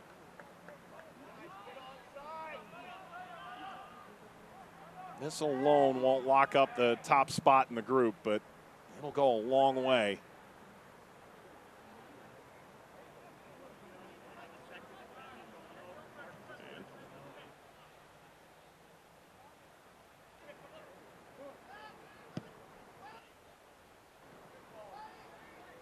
That knocked ahead. It was a dart right at Undoor. Good pump of the brakes. And this will roll to Vidiello. Pittsburgh fans, you can find your Riverhounds team gear by going to riverhounds.com and clicking on shop at the top of the page to take you to the online team store. This week's feature, a water-resistant Riverhounds SC face mask. You never asked me what number I'd put on mine. I just assumed it was 45. This is a true story. It'd be 11. Jordan Stahl was my favorite Penguins player. There you go. A nice two-way centerman. That is a good story. If I were a guy, I'd be third line at best, maybe fourth. Felt about right before he was traded. Checking line, Mike. Yeah. You might have thought 71 or 87. You would have been wrong. Just ill-timed here. This is really well done again by Dos Santos. I love Ian Mensah's ability to drop down into the pocket. You pull that back line off. You want to come into the midfield, chase me, fine. I'm going to offset you. That's what you get here. Even though he's already playing deep, Dequip. I dropped that in, and they just didn't bend the run right. Launched ahead, Cudi Pietro maybe overran that, and did not get up and catch the hand of James a little bit. I say it didn't.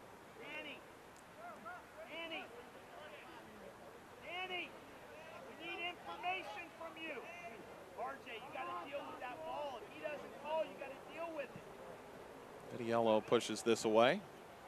This is the look that Williamson can give you, though. John Kerr Jr., Duke Blue Devils, very accustomed to seeing balls like this sprayed in.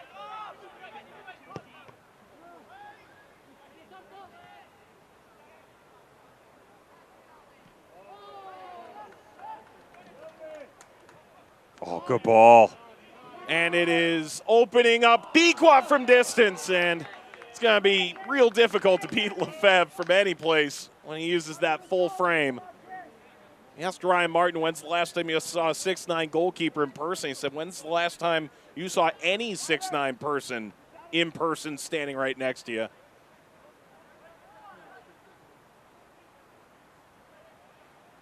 Probably have to go to a Wizards game to see something like that.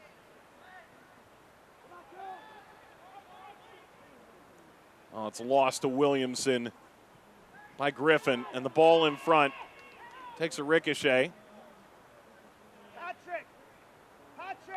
Check this ball coming out of the middle, Mike. This is what I was talking about, the bending run by Dequa. I'll sprint back around. Jordan Dover, really well timed. Back line, doesn't understand where the pressure's coming from. And Dequa, one more touch and then go for glory there. As good as they have been in build-up play, they can still strike so fast.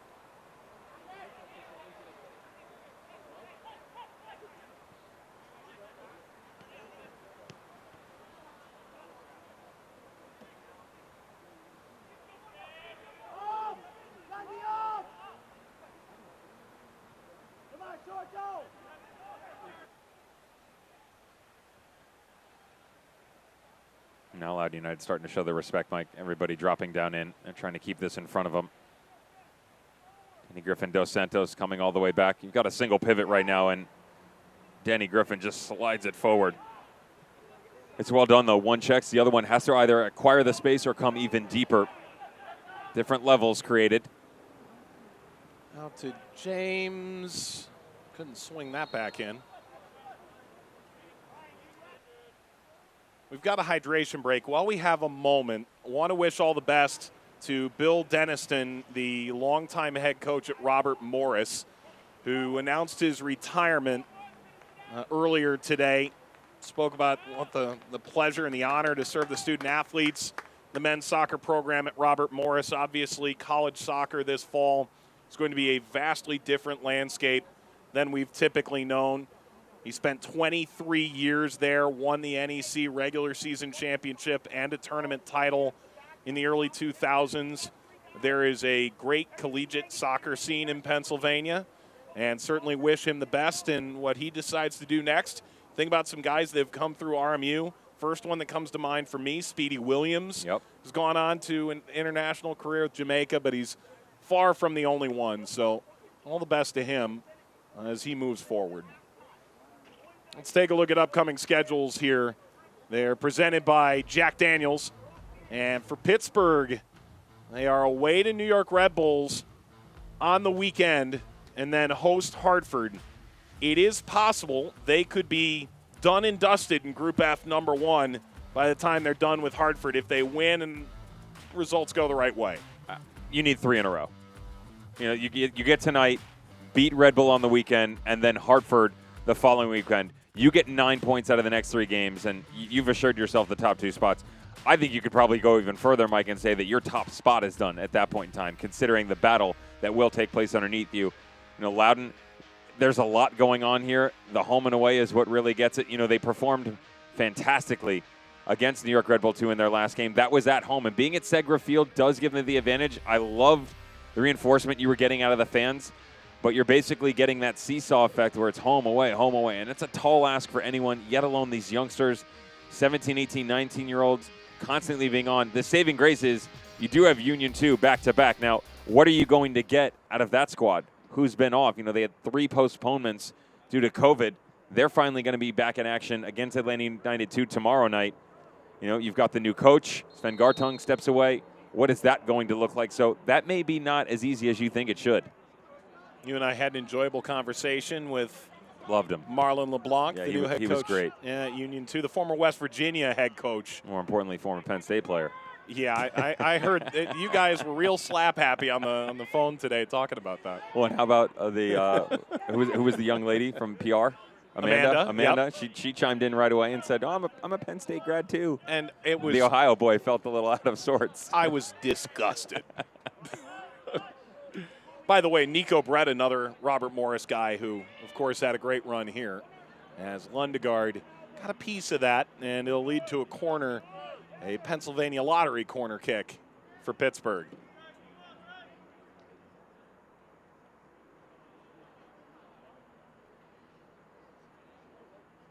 Ohio State's building a program. They went and grabbed an assistant, right, from Indiana. Brian Mazanoff. Yeah, getting it right. Not just an assistant from Indiana. You're talking about a player who was All-American, U.S. men's national team. I mean, the guy had a stellar professional career. Mm-hmm. Corner here, Pittsburgh. Toward the near post. Good save. Reaction on point from Lefebvre.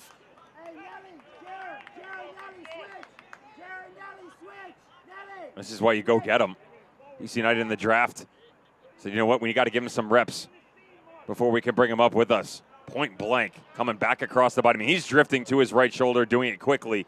Gets low, down left. And that 6'9" frame. Not an easy ask. Lefebvre, a former first-round pick.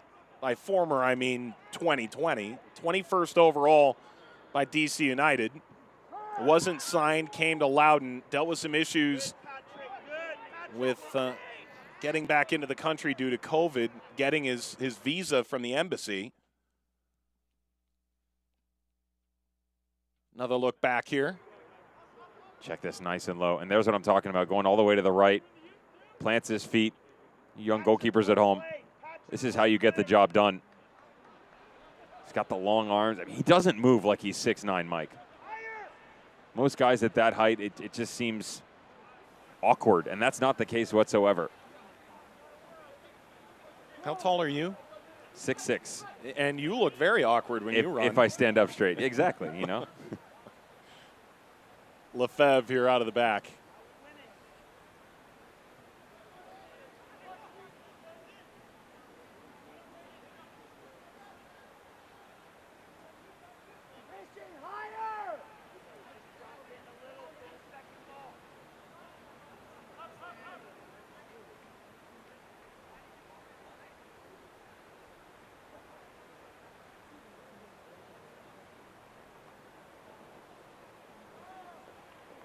Pittsburgh back to work here. First time they've been in the playoffs in back-to-back years since the beginning of the decade, 2010, 2011. And they are closing in on the verge here of making it 3 straight seasons.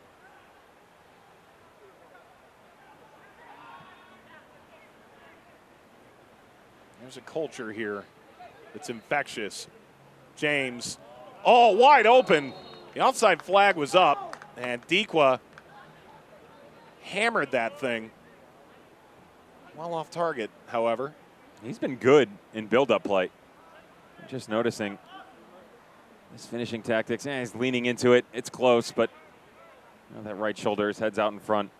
Well, he has moved into the final third with a striking opportunity. Has been off just a little bit, but much to be expected in that situation, given the circumstances surrounding his reappearance.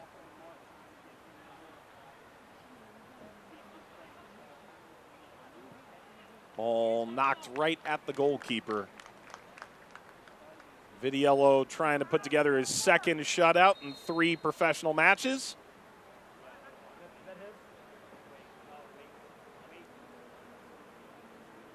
A substitution to come. It'll be the last one of this game.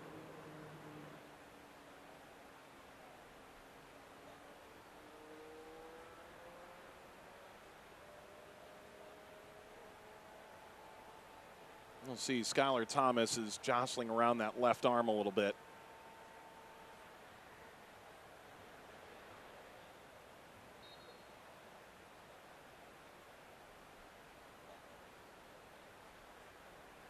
So the substitute will wait.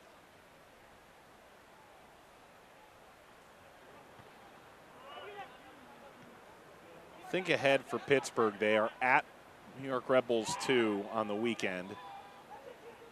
If this result holds, they will be 13 points clear. If they win that game, they'd be on 25. And Red Bull would only be able to get to 27, so they'd only be one game away from clinching a playoff spot.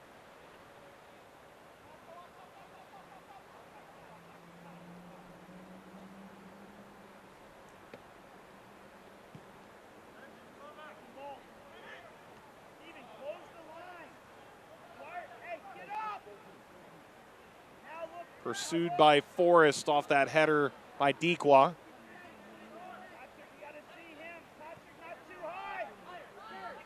And all this tonight without King Kenny. No Canardo Forbes. The only 2 goals here have been off penalties. Other than that, I have to say Loudoun has done, all in all, a pretty good job against a team that most would say is the very highest echelon of the USL Championship this year. Green working with Cu Di Pietro, and that left something to be desired. So too did the clearance, though.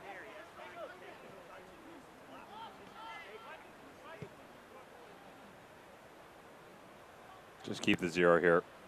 The pride of that, throwing it up on the scoreboard, is something that they always strive for. Offensively, they have been so much better this year. A conversion rate that has rivaled the statistics of years past beyond belief. We talked about 6 feet under. I mean, they are destroying conversion rates of pass. They're at 32% coming into tonight. No team, Mike, has ever finished higher. Hear this out. No team has ever finished higher than 20. In the Opta era, right? Yeah, I mean, you're going back to 2015. Right. Pittsburgh, Portland Timbers 2, and the Monarchs lay claim to that in 2019. You get Cincinnati and Orange County, who got involved in 18. Now, Cincinnati was at 20%. That was a ridiculous team that Alan Koch put out. I'll go Manu Ledesma in his fantastic double-double year. And Eni Voldsen. Exactly. Yep. And then, you keep going back. Monarchs. That was the Mark Briggs, Chandler Hoffman year. Dane Kelly, Ian Russell, and Reno. They were at 19%. I mean, you're talking about some serious attacking firepower when you're challenging the history books. And who's the leader here? Well, I was going to say, I don't mean this disrespectfully, but it's not exactly like Robbie Mertz or Danny Griffin are household names when you come into those talking points. No, you just talked about Dane Kelly, all-time leader. Chandler Hoffman, 50-goal scorer. Green whips this across, and Vidiello goes and grabs it. Nico Brett left. You're talking about your every year dozen-plus goal go-getter. It's a collective team thing, and you just brought Dequa in. You're still seeing the same thing, by the way, and it was 13 out of their first 14 goals all had assists. Look at this effort by Dequa! Dequa grabs Pittsburgh's first in the run of play. It's his first in a Riverhounds uniform.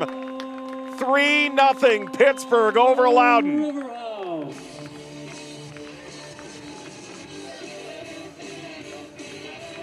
With 7 different players to the talking point, or what are we referencing, Mike, in the conversion rate, have hit double digits. But 10 overall have hit the back of the net this season. Albert Dequa, the much-anticipated arrival by Bob Lilly, took some time to get it in. And sometimes you just need someone to go make a play. There's your holding midfielder, Jamie Garay. The 6th swing trying to drop back. Doesn't carry the same physical attributes that Albert Dequa does. Said that he had done almost everything right since stepping on as a substitute, except the finishing touch in the final third. When he answers that question, becomes the 11th Riverhound to hit the score sheet in the 2020 campaign. This is his 68th career appearance. Dakota Barnathan has come on to help salt away the final moments of this affair. It's his 8th appearance. It's a Pennsylvania lottery substitution. And an Allegheny Health Network goal.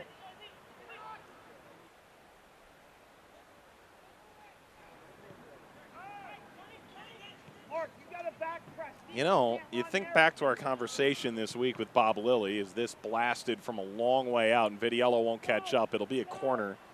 As 68th game for Dequa, his 8th USL championship goal. Said he gives us a different dimension. He can get in behind in a way that others can't.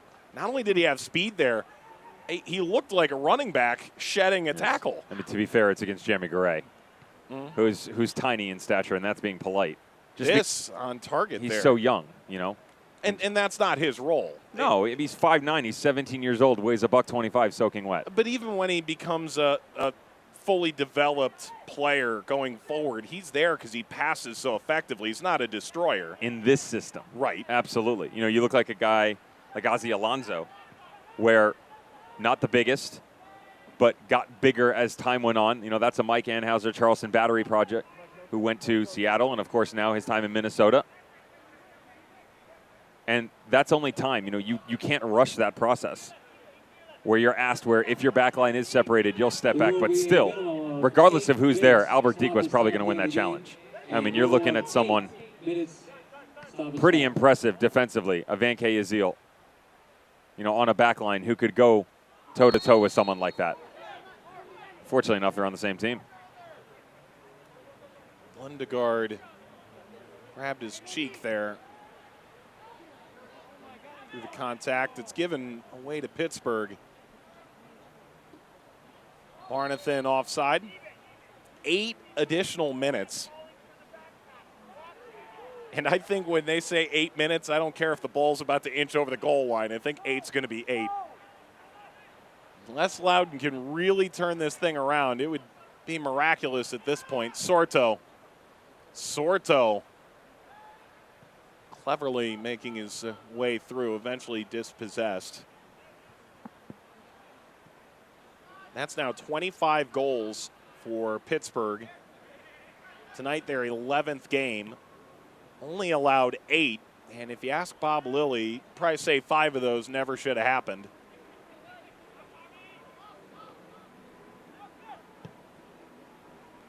Crossfield diagonal ball on point from Garay. That's some of his pinpoint passing at its best. Floated forward and Vitiello off the high hop. When we asked them, leave no doubts, right? Coming in? Nope, So no doubt. Another solid performance, and they've done that. There's always plenty to work on, right? And, you know, they're up 3-0. Pick 3, 4, 5 off a game. That seems to be what they've been doing almost every match this season. 3 against Louisville and the resumption of play. Remember, the Riverhounds didn't get to have their opening game due to the stoppage of play back in March due to COVID-19.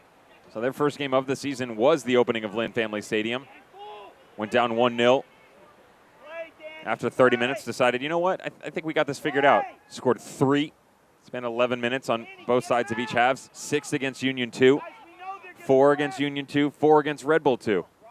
2 against Loudoun, 2 St. Louis. It goes on. And, of course, most recently, 3 against Hartford Athletic. I mean, they understand how to score goals, which it's not that they didn't in the past.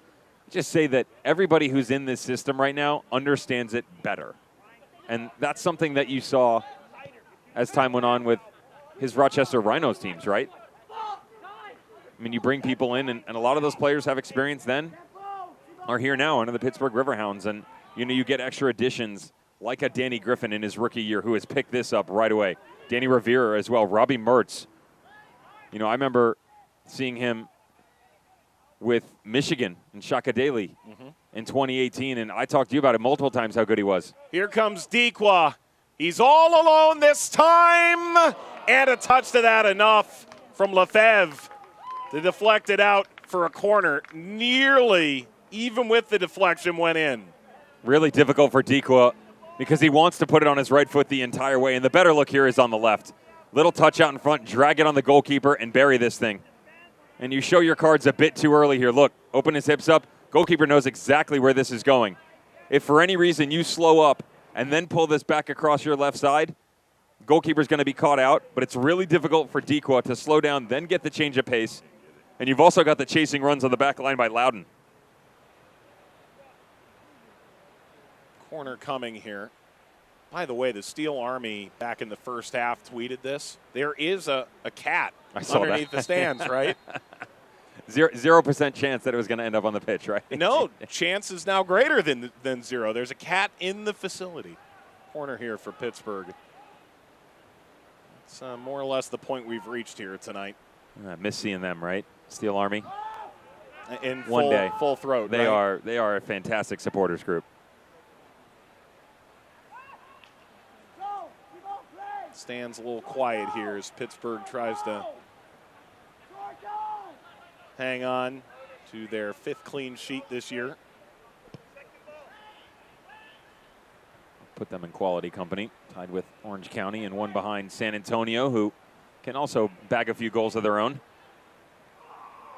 Oh, nobody won this challenge. And the referee calling for medical staffs from both teams. It's Dos Santos on one side and Di Pietro on the other. That was a brutal challenge from the very beginning.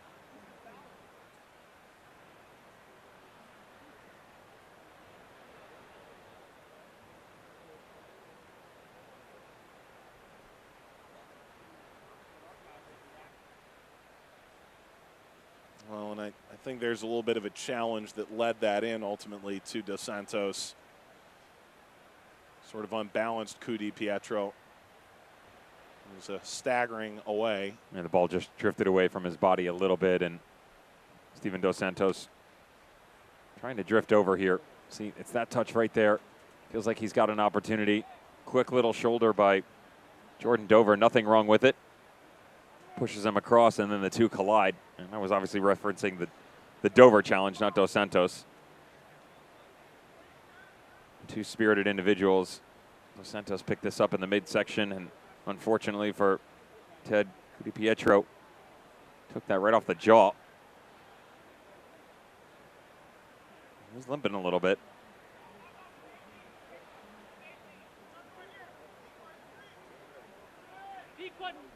Lead to a free kick here. Both sides are down a man for the moment. Both teams have been out of subs for a while now. Garay seeing out Williamson, who's somehow able to keep this in. Sorto.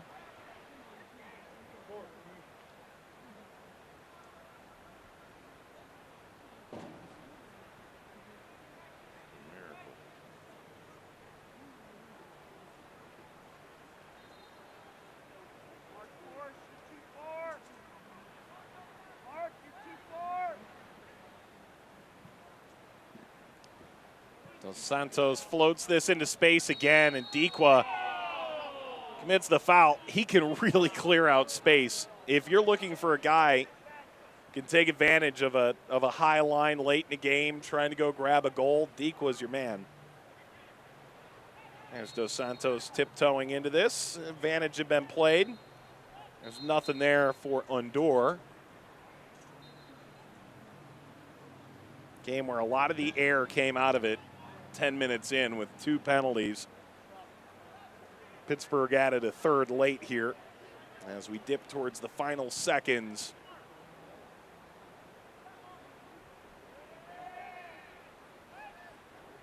One of our Pennsylvania Lottery post-game highlights and your Allegheny Health Network stats on the other side of the break here post-game.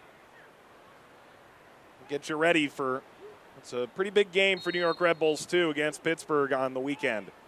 Floated forward. Comes down to Sorto, trying to control. James does the job here to get it away.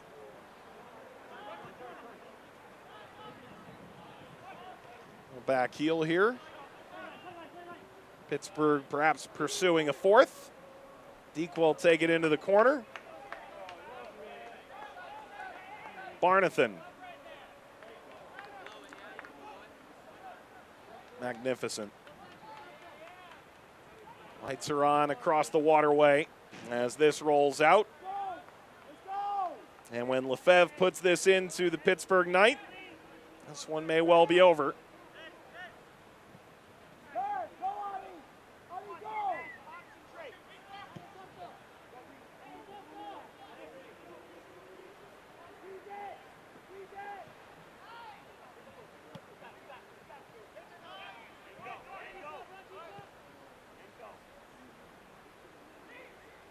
There's your full-time whistle. Pittsburgh in command from the beginning. 2 early penalties. And they take care of business tonight against Loudoun. They are 6 points up for the #1 spot in Group F.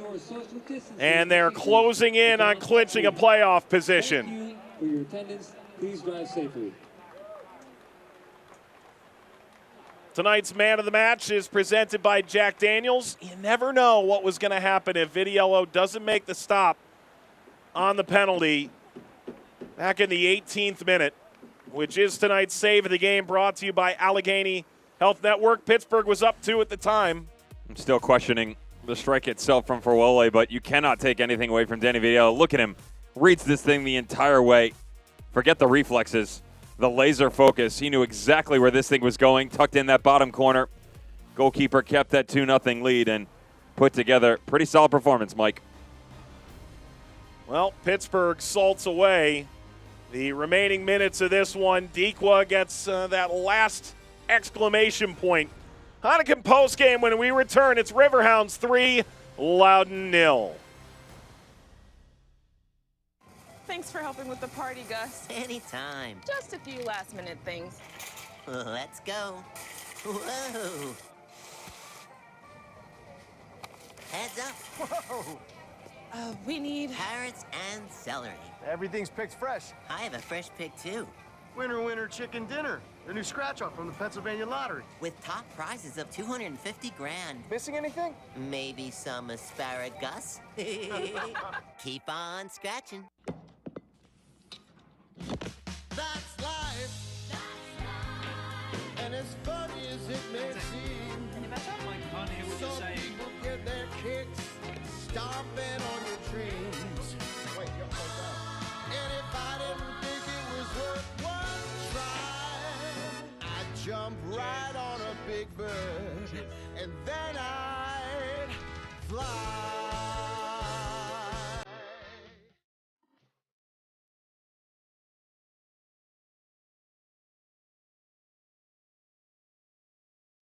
Iced coffee.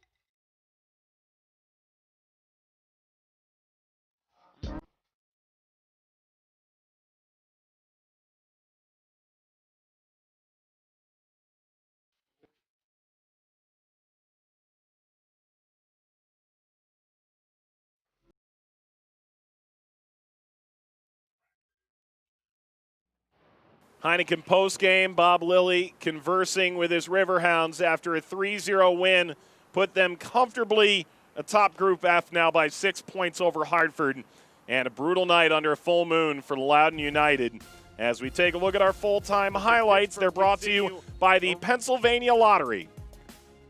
Well, we said Pittsburgh Riverhounds, let's go. Let's get right back to action. Assert yourself atop the group, and they did that. Still have a problem with this challenge. A defender trying to clear a ball off the line. The attacker steps in. Regardless, referee points to the spot. 5 minutes in, 1-0 Pittsburgh Riverhounds. Well, it would go from bad to worse 3 minutes later.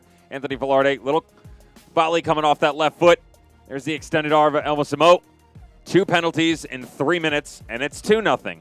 Okay, well, let's fast forward 10 minutes. Let's go to the 18th minute. Jacob Green, 1v1 Jordan Dover. Heard that before, seen that before. Jordan Dover gets megged, point to the spot. Nope. Wanted to say it was 2-1, but it's a great save by Danny Vitiello, your save of the game. There was some good build-up by Loudoun United. The problem is Pittsburgh Riverhounds did their homework. They knew exactly what was coming at them. Mensah moved out to the right flank, an unusual spot that Bob Lilly hasn't necessarily used him at. Rotated him there against Hartford Athletic. Just couldn't pick out a goal. And here was some good rotation, too. Check out this move. Dequa, Dover, Robbie Mertz, Fernandez. Nope. Lucas Fernandez had himself a night. Quality opportunities. Thought maybe he was going to bag his goal. Unable to do so. Simon Lefebvre down the straights. Thought maybe they might get another one. But that would come in the form of Albert Dequa in the 88th minute. The substitute, 45 minutes. Bob Lilly, the highest of praise in his back-to-back campaigns under Anthony Pulis in St. Louis FC. 4 goals for them and 5 assists in 47 appearances. But the first one for the Riverhounds was pretty impressive. Bodies the player off the ball. Bottom corner. Simon Lefebvre can do nothing but watch this as it sails into the back of the net. And you get a good look at the stats, Mike. Possession, okay. You know, the Riverhounds basically had the better run of that for 30 minutes, and then it started to shift, of course. They had the 2-0 lead. They bagged the third just before final time. But the key stat that you're not going to see here, and a telling one at that, I talked about all the rotation in the midfield, how Bob Lilly asks so much out of the guys inside. And the triangle was that Robbie Mertz, Danny Griffin, Anthony Vallarde, 95.5, 95.5, and 94.7% passing accuracy. Half of those passes were in the opponent's attacking third. Fantastic in the middle of the park for the Riverhounds. Tonight's full-time stats and tonight's final score were brought to you by Allegheny Health Network. 3-0 Pittsburgh. Group F appears very much in their grasp for our entire Vista World Link team, led by producer Eric Falero, director Gage Tillotson, Miguel Manella, Devin Kerr alongside Mike Watts, saying thanks for watching. We'll see you Saturday night. So long from Pittsburgh. This copyrighted telecast of the United Soccer League Championship cannot be retransmitted, rebroadcast, or reproduced without the expressed written consent of the United Soccer League Championship.